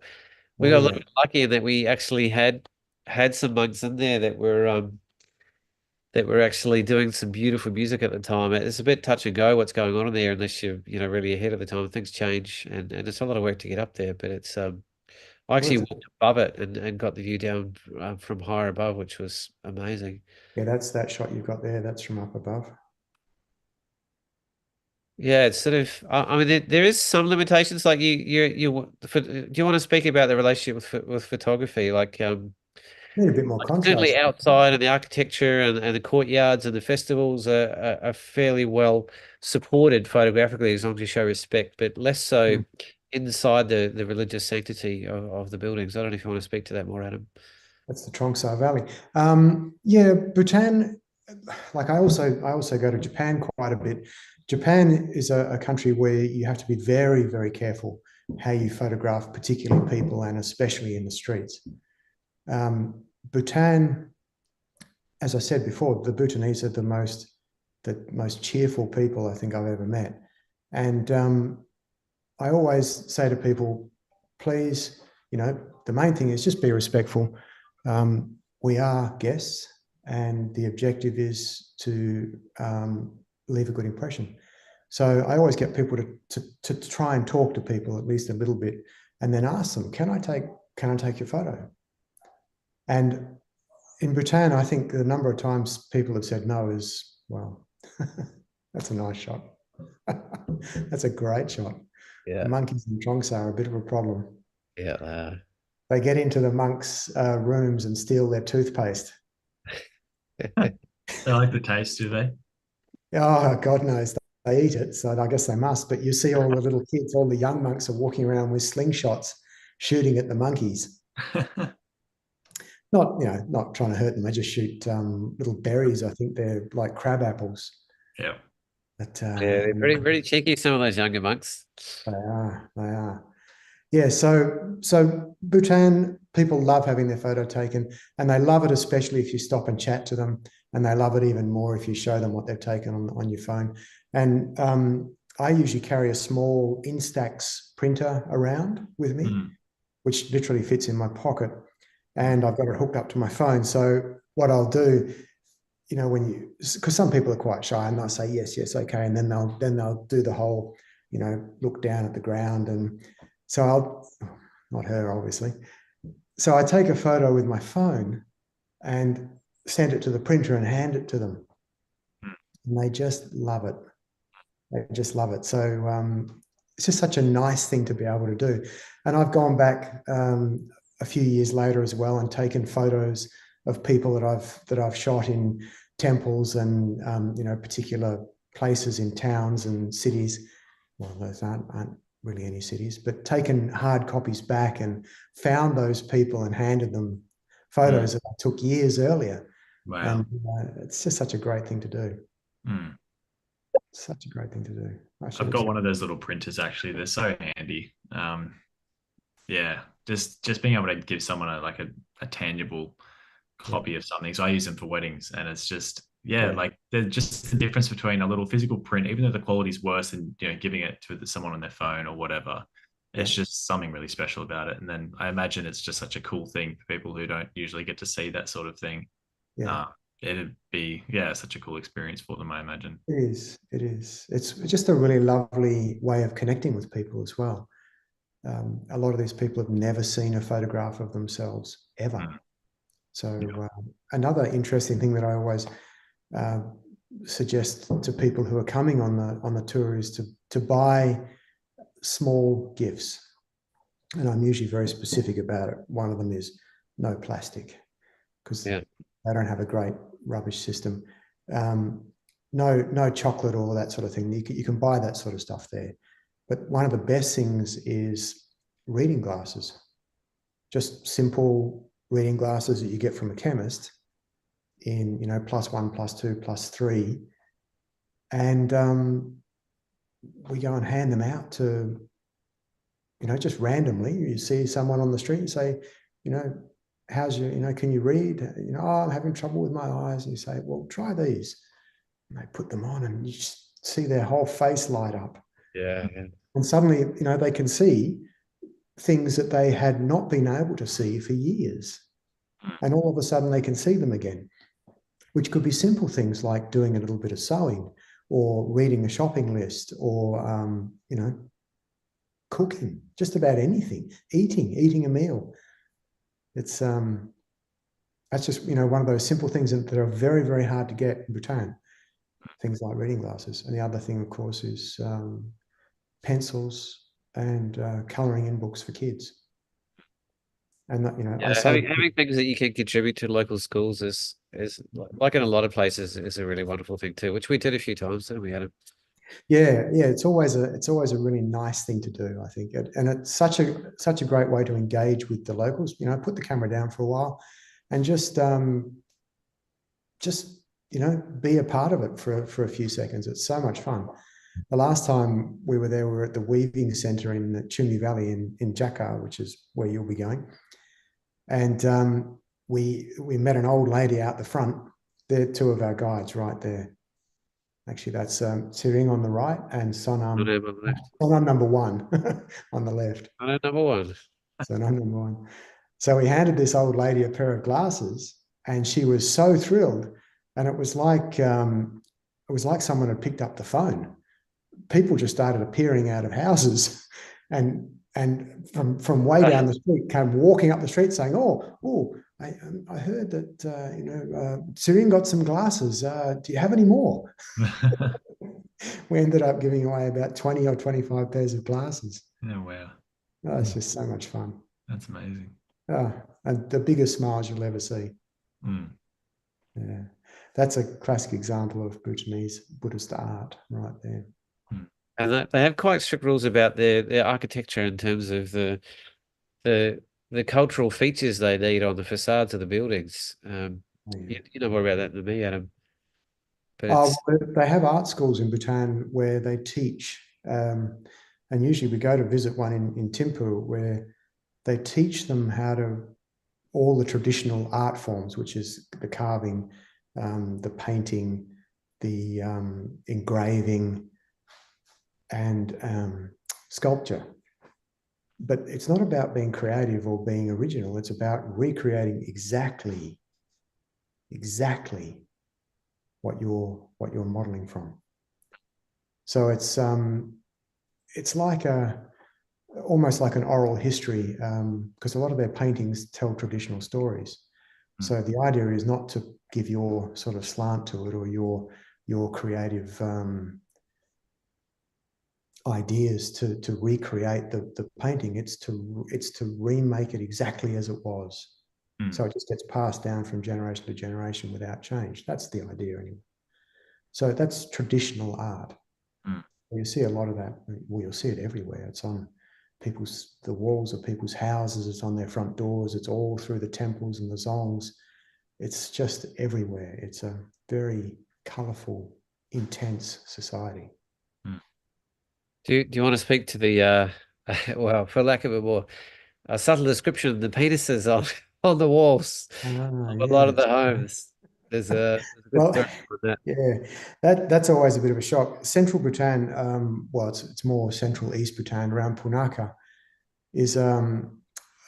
Punakha's a low valley where it's down to about 1,300 or 1,400 meters, so it's a bit of a relief from altitude, where all of a sudden you're not out of breath, and it's usually quite a bit warmer. And the valley has a famous temple called the Chimilakang, which is the temple of the divine madman. That's it right there. Oh, hang on, no, it's not. That's Paro. That's Paro. And so the Chimilakang is based on this story of one of the great lamas of Bhutan. They called him the divine madman because he did some pretty crazy things. He was basically pissed all the time and would run around saying the most bizarre things and sleeping with everyone's daughters. Yeah, pretty overtly sexual fella. Yeah, I mean, it's one of these classic things where you listen and somebody is telling you this story with a completely straight face, and you're just thinking, it's going to be impossible for me to understand this because my culture is totally detached from this. It doesn't make any sense. This guy would go around and say to people, very bad things are coming your way.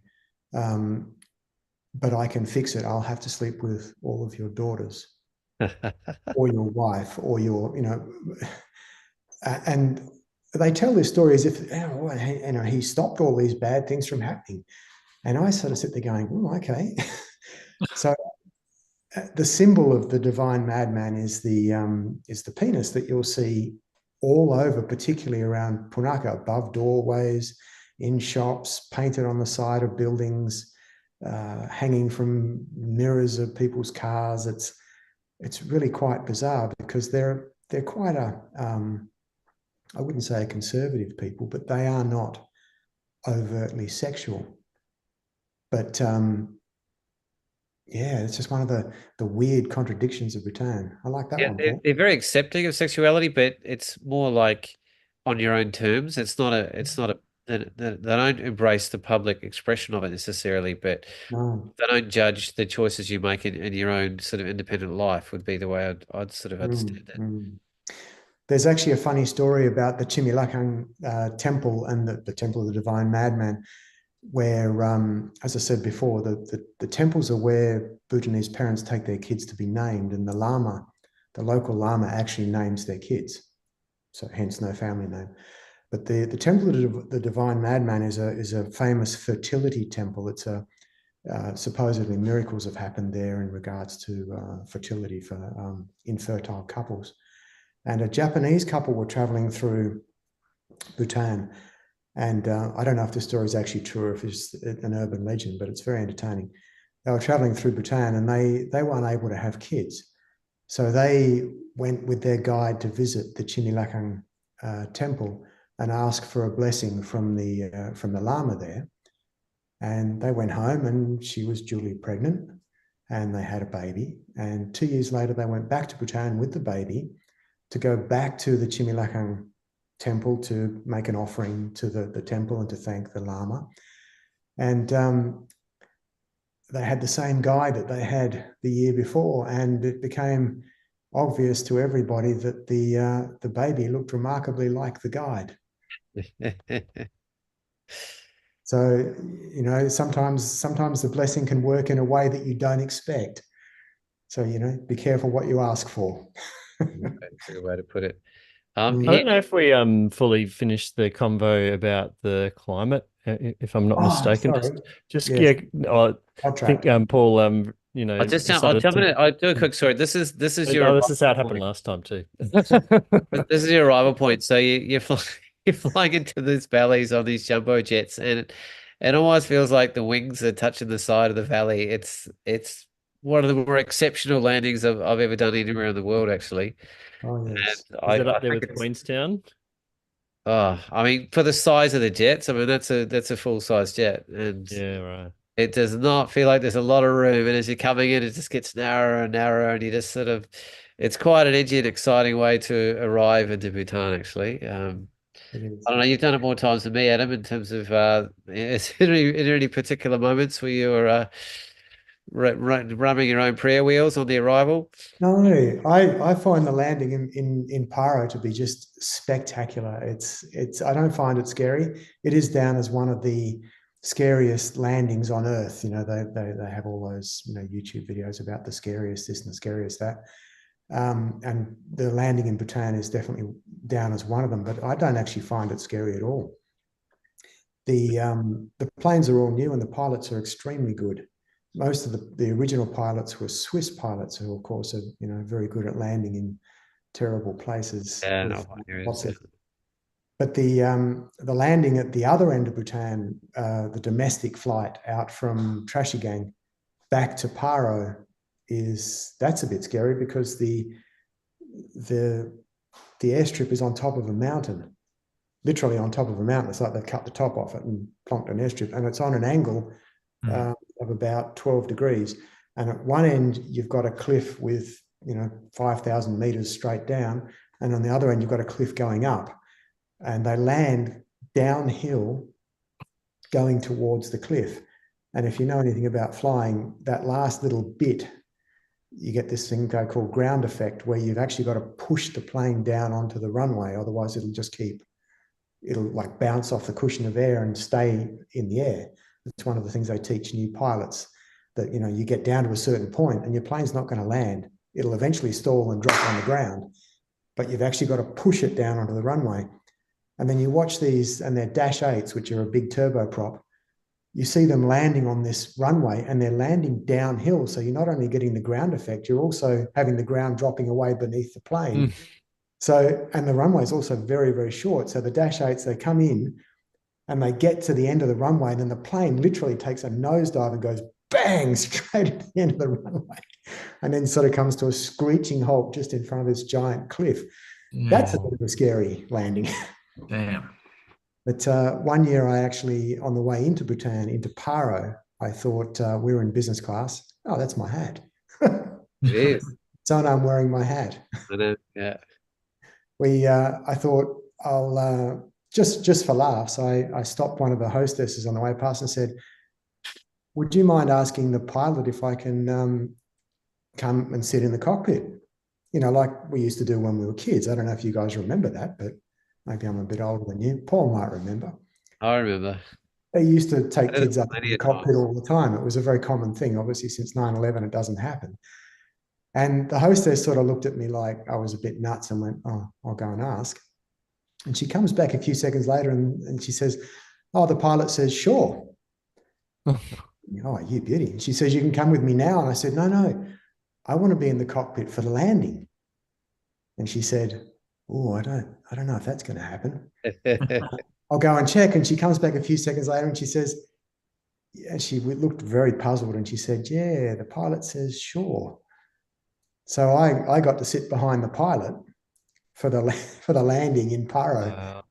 And I remember we were flying along above the clouds, dense cloud cover, and I think it was an Airbus that basically the pilot's got a little tiny joystick like a little video game. And that's what he's steering it with. He's got no wheel. He's just got this little joystick. And we're flying along above these clouds, and there's mountains poking up out of these clouds, like huge mountains. And he's got his instruments there, and he looks at the co-pilot and he said, ready? And he goes, yep, 1, yep, 2, yep, go. And he just pokes this joystick down, and the plane just angled straight down and just went vroom, straight down in between these mountains into this cloud. And I'm thinking, I'm sitting there, I'm sure there's deep finger marks in the seats in that plane because it's quite different from the front to, when you're sitting in the normal cabin, you don't feel the pitch change quite so much, but from the front, literally it was like the plane took a nosedive into this cloud. Yeah. And we just went down through this dense cloud and then popped out right in the valley. That was amazing. I can't guarantee you'll ever get that. I'm not quite sure how I got that, but anyway, it's one of those. And which festival was this like? That looks like that's in Thimphu. That's the Memorial Chorten. So that would have been something like the Queen's birthday. Yeah, it was a huge one, I remember. And everyone's walking around and around and around. Yeah, just looping around and around, over and over and over. And it's like a giant prayer wheel. Yeah, of humans. Of humans, yeah. It was one of the most enjoyable things because there was such an incredible age range of the people there. I actually just remember sitting in for like 40 minutes and just not moving, and just because the movement was coming all at you the whole time. In fact, the best way to engage with the people was to actually be still as they're coming past you. Yep. And the way that some of them would engage with you, whether they were shy or bold or just moved on like you weren't there. And I sort of felt like a very privileged observer. As you can see, it's not exactly a high load of Western attendees here. It was a very much just a place. And I mean, this is the capital, but at the same time, particularly the festivals that Adam tries to get us to are the ones that are a bit more off the beaten path and a little bit more traditional and less visited. This one's a bit of a random one, actually, at the Memorial Chorten. We've often managed to find something happening there because they do use it a lot for different things. But that one looks like one of the really big ones, I think, from memory. I think it was the Queen's birthday. It's going back a fair while. Dare I try to ask about climate again? Or, climate, yes. Okay, so climate's getting harder and harder to predict, as I'm sure you're aware. but the general gist in Bhutan is we're up in the lower foothills, up to some of the lower passes at 4,500 meters. So layers are always the go there. So the average temperature in, say, Paro is probably, during the day in September, it'll be a little bit warmer. You'll be up around 24, 25 degrees during the day, and then down to 5 or 6 degrees at night. Places like Punaki, you could even get 30 degrees because that's very low. That's down to 1,300 meters. But Jakar, for example, closer to central Bhutan, and Phobchika, the Gangti, which is where the other festival is, sort of east, how would you call it? East central Bhutan and a little bit further north. That's a beautiful glacial valley. There it will get down to probably about 0 degrees at night, be around about 14, 15 degrees during the day. So some of the high passes, it gets a bit chilly because it's windy. Oh, yeah. Usually, not always, but usually windy. And if you're lucky, you may get snow, although September, possibly not.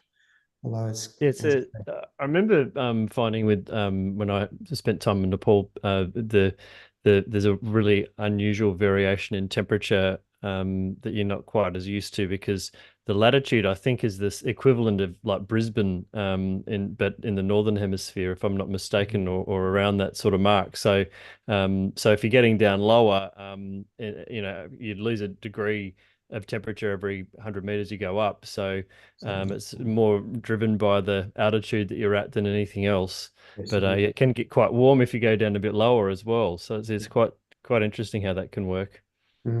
Yeah, places like Punaka, which is sort of central East Bhutan, at 1,300 meters, can sometimes be almost hot.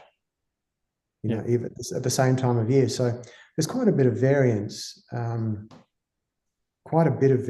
Yeah. But it's not particular. It's not like you're talking sub-zero, although I'm guessing in their winter, it'd be a different story. Northern Bhutan is incredibly cold. Like, it's. It's the further north you go, the colder it gets, because again you're going higher.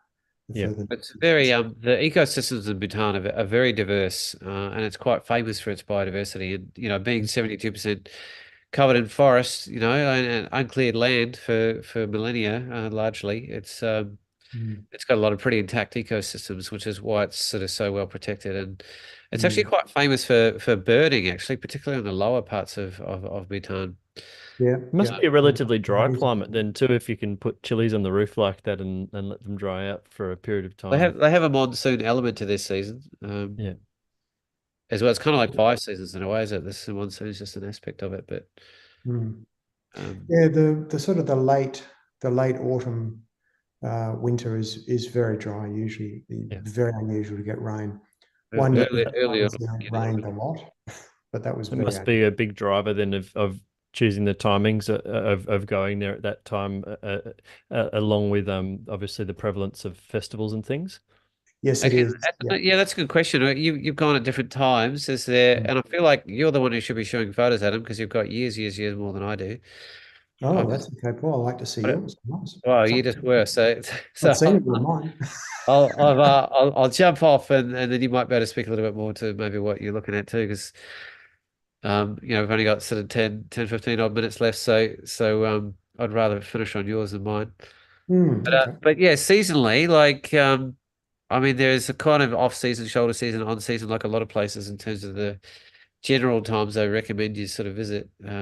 And we're sort of at the start of one of the main sort of seasons coming into autumn. But well, there's 2 main seasons where the weather is sort of temperate and very hospitable, and autumn and spring predominantly. And I've been for both seasons, and I've never been there for summer, but summer, as you say, has a bit of a monster. How does that way you're talking about it? Oh, yeah, good idea. You don't want to look at me? Hang on. Maybe later, honey. Thanks. Okay. Where are we going? Any more excited to go there, Ben, after the stories and images? Yeah, I'm dreaming of going to Bhutan now. I'm like, it just sounds so awesome. because I don't really do much sort of cultural photography. Like I haven't shot the human element for like, well, at least in my landscape work, I haven't included the human element maybe 6 years now. Mm, mm. And my travel work has all been just purely nature-based wilderness style work. Like this is making me want to branch out into travel style stuff, and you know, yeah, like I've got experience with shooting people now from my wedding work, and I Yeah, I was think, gonna say. and also my property work too, of nature, architecture, and people in such a beautiful, unique setting that's so different to anything else is very appealing. I I was would going to say what a perfect opportunity to pull those together, because yeah, the architecture, landscape, and people photography, there's probably nowhere in the world that wraps them collectively yeah, together like it does here. yeah. Quite, quite Bhutan, I yeah. don't have the budget to join, but if you want me to co-lead at one point in the future, Oh, here we go. but yeah, no, this sounds like a dream. You know how many people have volunteered for that job? Yeah, I can't imagine it's a short list.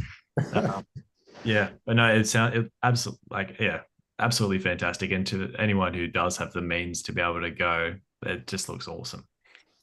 It's Yeah. here's yes, it is an amazing place.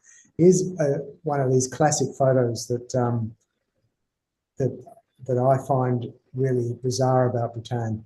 Mm. Here you have he's a young monk, and I sent him all these photos. Can you see that shadow? Is that shadow gone off the edge of the frame? A little bit.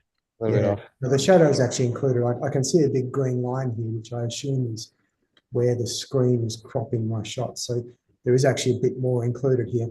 I rather like playing with shadows, particularly when the the subject is wearing this elaborate costume. Sometimes a shadow can tell a story all of its own.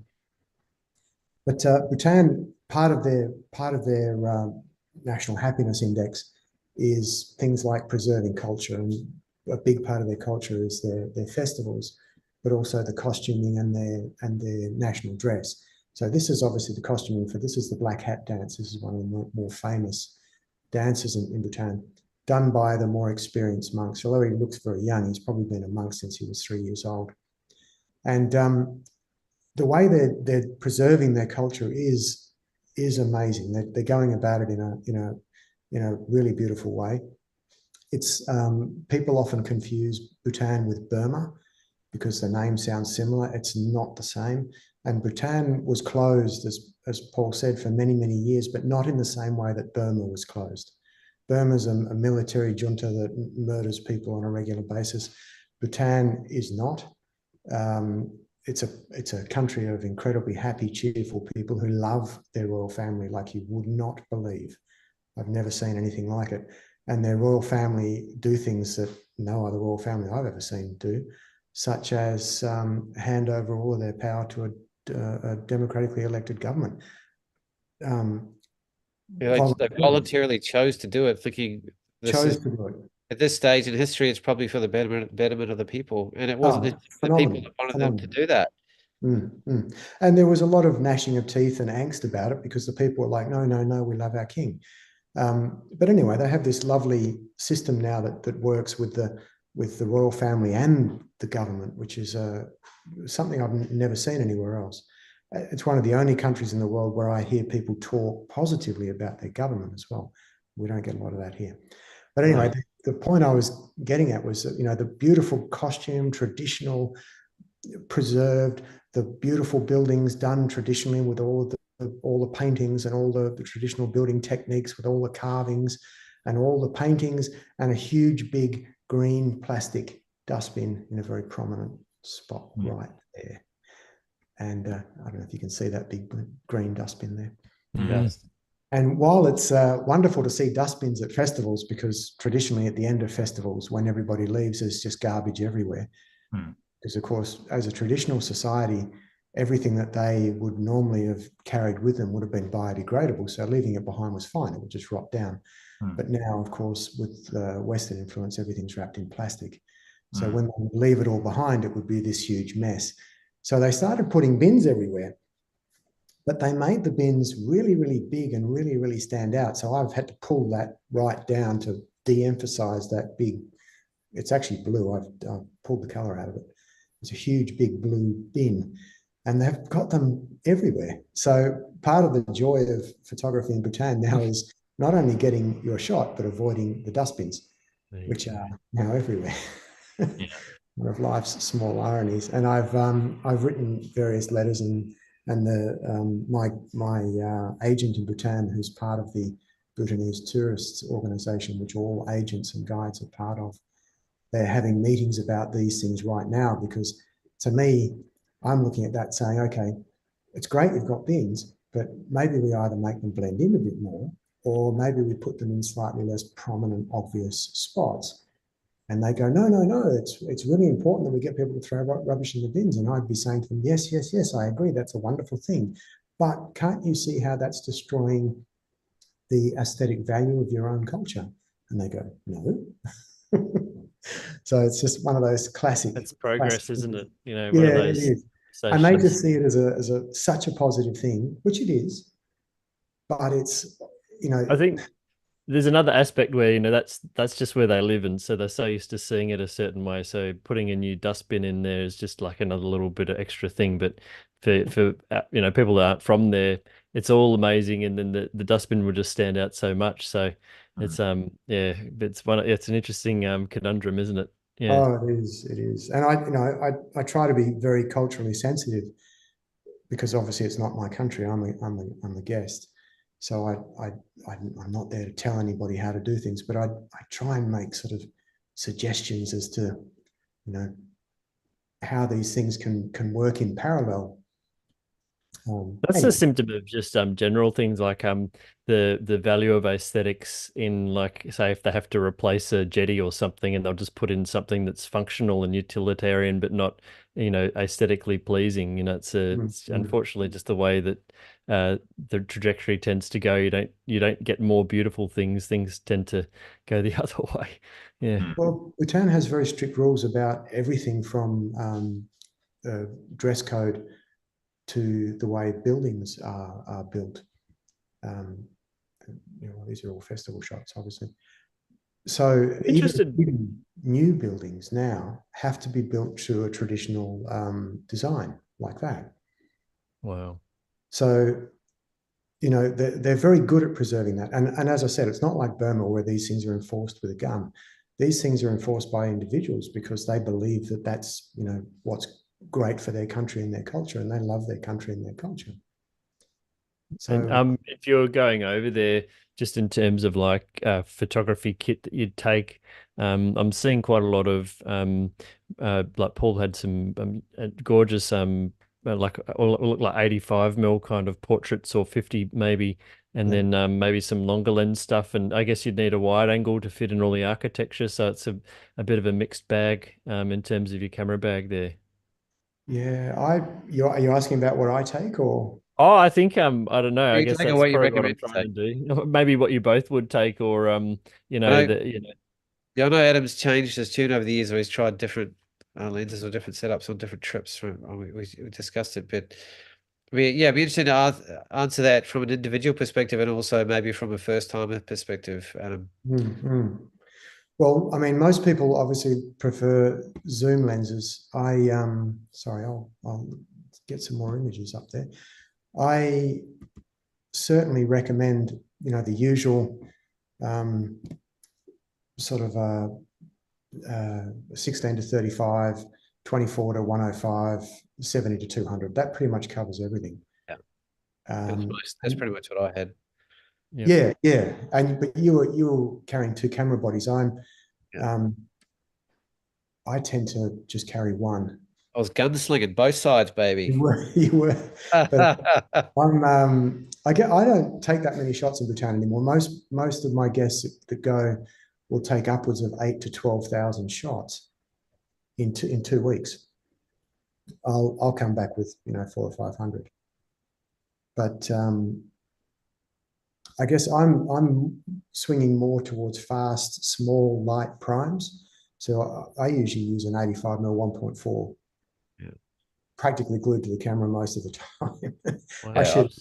I'll be taking that this time for sure. Yeah. Well, I that's had a little 85-1.8, I think, that I took on this trip, on this last trip. yeah. Well, that's such a useful lens. But that's the way I used to shoot when I was, that story I told you when I found the Ken Duncan book and I was traveling around Australia. I had a 24 millimeter 1.4, an 85 millimeter 1.2, and one camera body, and that was it. So I just shot everything on that. And one year I went to Bhutan and I took a Hasselblad H4D60, which is not a very portable camera. Sorry, I'm going back over some others that I've shown you already. Oh, they're not viewing at the moment, Adam. You need to share the screen. Haven't I shared the screen? I think it cut out. It's sorry. all good.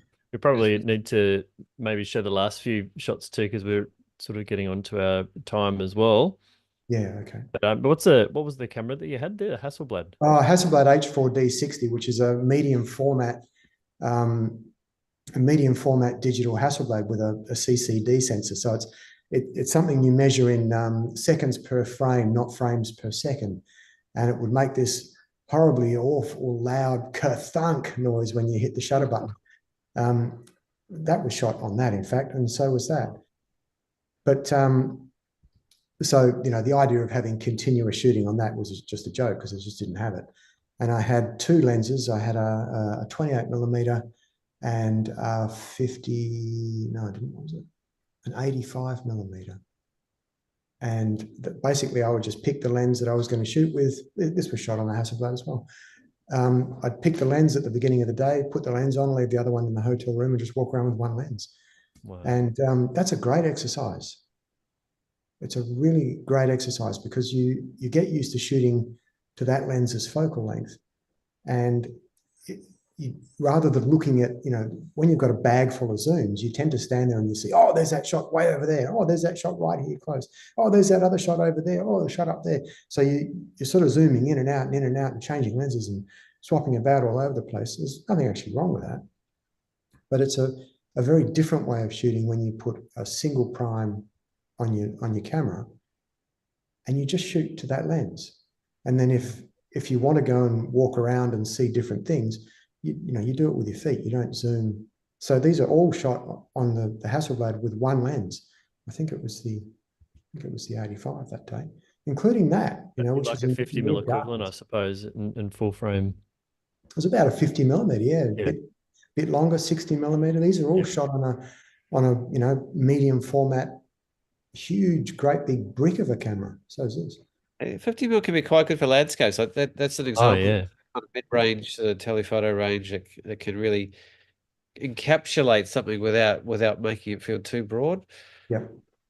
As long as you sort of have a bit of distance to the shot, if everything's up close, 50 can be challenging if you're trying to do a broader landscape scene. But I definitely appreciate that for sure, especially getting the details.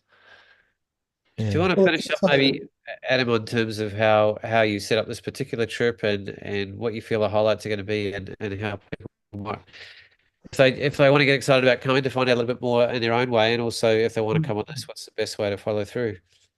Well, my website has a very detailed layout and a very detailed itinerary, and all of the photos that are with the itinerary are actually from the locations that we actually visit on the day. So it's not just an itinerary with a bunch of random photos from them. It's actually photos from that place.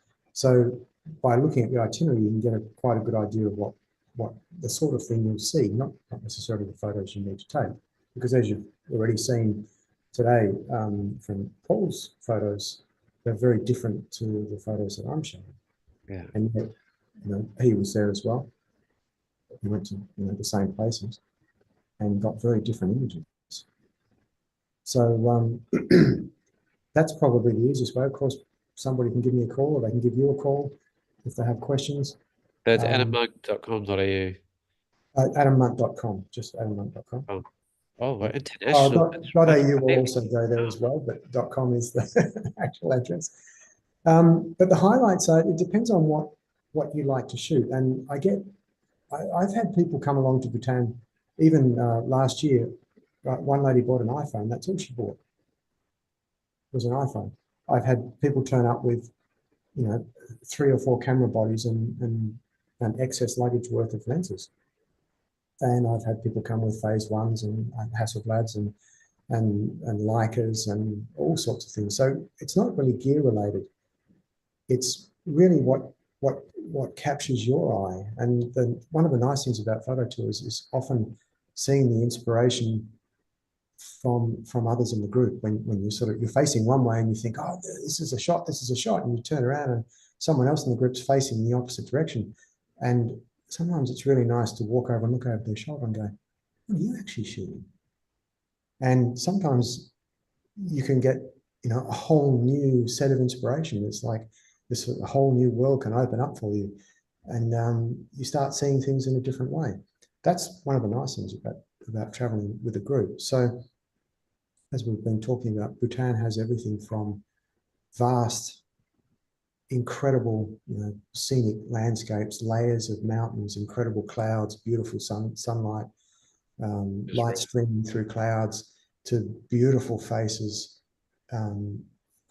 amazing buildings, architecture, people, shots like the one on the screen, shadows. This is what I was talking about before.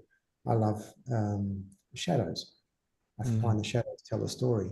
So I'm always at the other end, shooting into the light, unlike what the Kodak box always told us to do. I'm always at the other end catching the shadow. And the whole shadow is in that shot. I think it's cropping some of it out.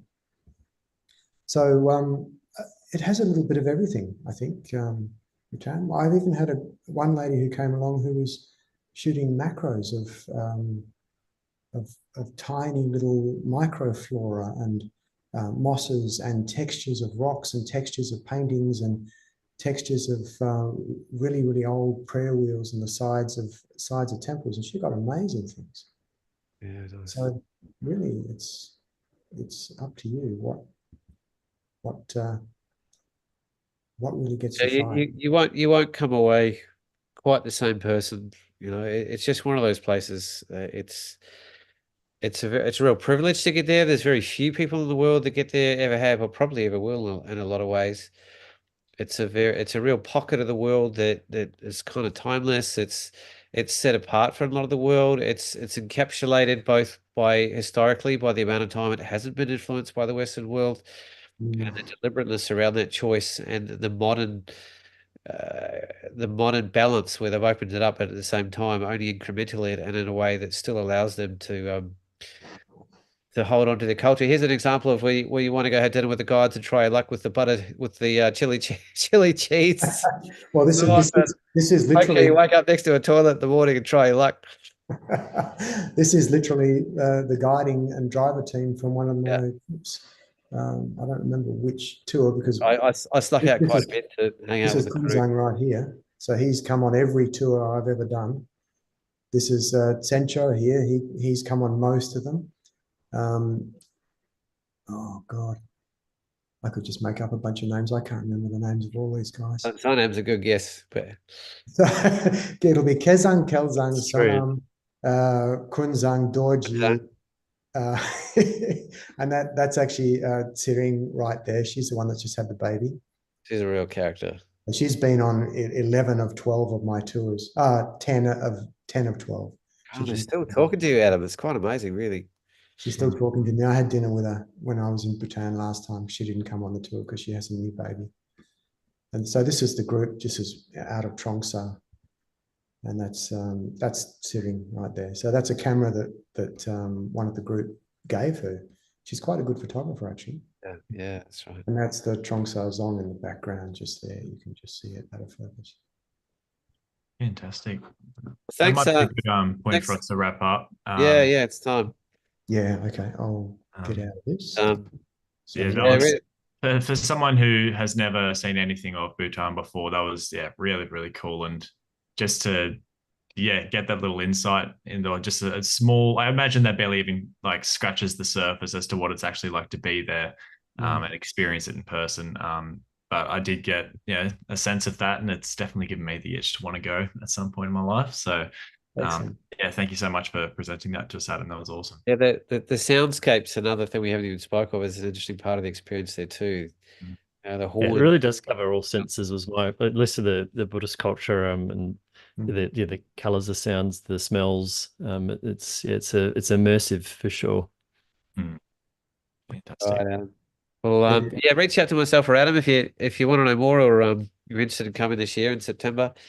The best portal is probably Adam's website, but I'm around. So yeah, pretty excited for this. I'm already sort of refining my lens kit in my head about which way I want to approach it, and just that last comment you made about the smaller worlds and the textures and the sides of buildings and the paints and things. It's already got me thinking about a different way I want to approach it this time, actually. Here comes another lens. You're gonna have to reevaluate all your plans again. Thanks It's for an investment, Luke. It's an investment. Also want to thank the audience for giving us a bit of latitude to move into more of a cultural landscape than a traditional, just pure landscape. No, It's part a and bit parcel different of from it. what we do, but you couldn't speak about Bhutan any other way, to be honest. It's just interwoven in the whole place. This is yeah, it's a Bhutan behind. So yeah, it's a bit of everything, but yeah, I think we've given you a good taste of it. Yeah. Yeah. Absolutely. No, thanks so much for joining us, Adam. It's been awesome to finally meet you and have a chat, and also, yeah, just see the incredible work that you've been doing over so many years. And yeah, I think there's probably quite a lot of people out there inspired to check Bhutan out, or at least now know a little bit more, including the climate. We managed to get there mostly, so that was nice. And you do check out the links, obviously, to our Talking Landscape Photography Masterclass. We're very, very excited again about that. So I'm sure you'll hear a little bit more about that over the coming episodes and things like that too. Yeah. And yeah, we just wish you a great rest of the evening, and we'll see you next time. Catch you later, everybody. See you, everyone. Have a good evening. Good luck with the fencing, Adam. Yeah, that's it. Thanks, Paul. Thanks, Okay. Ben. Thanks, Luke.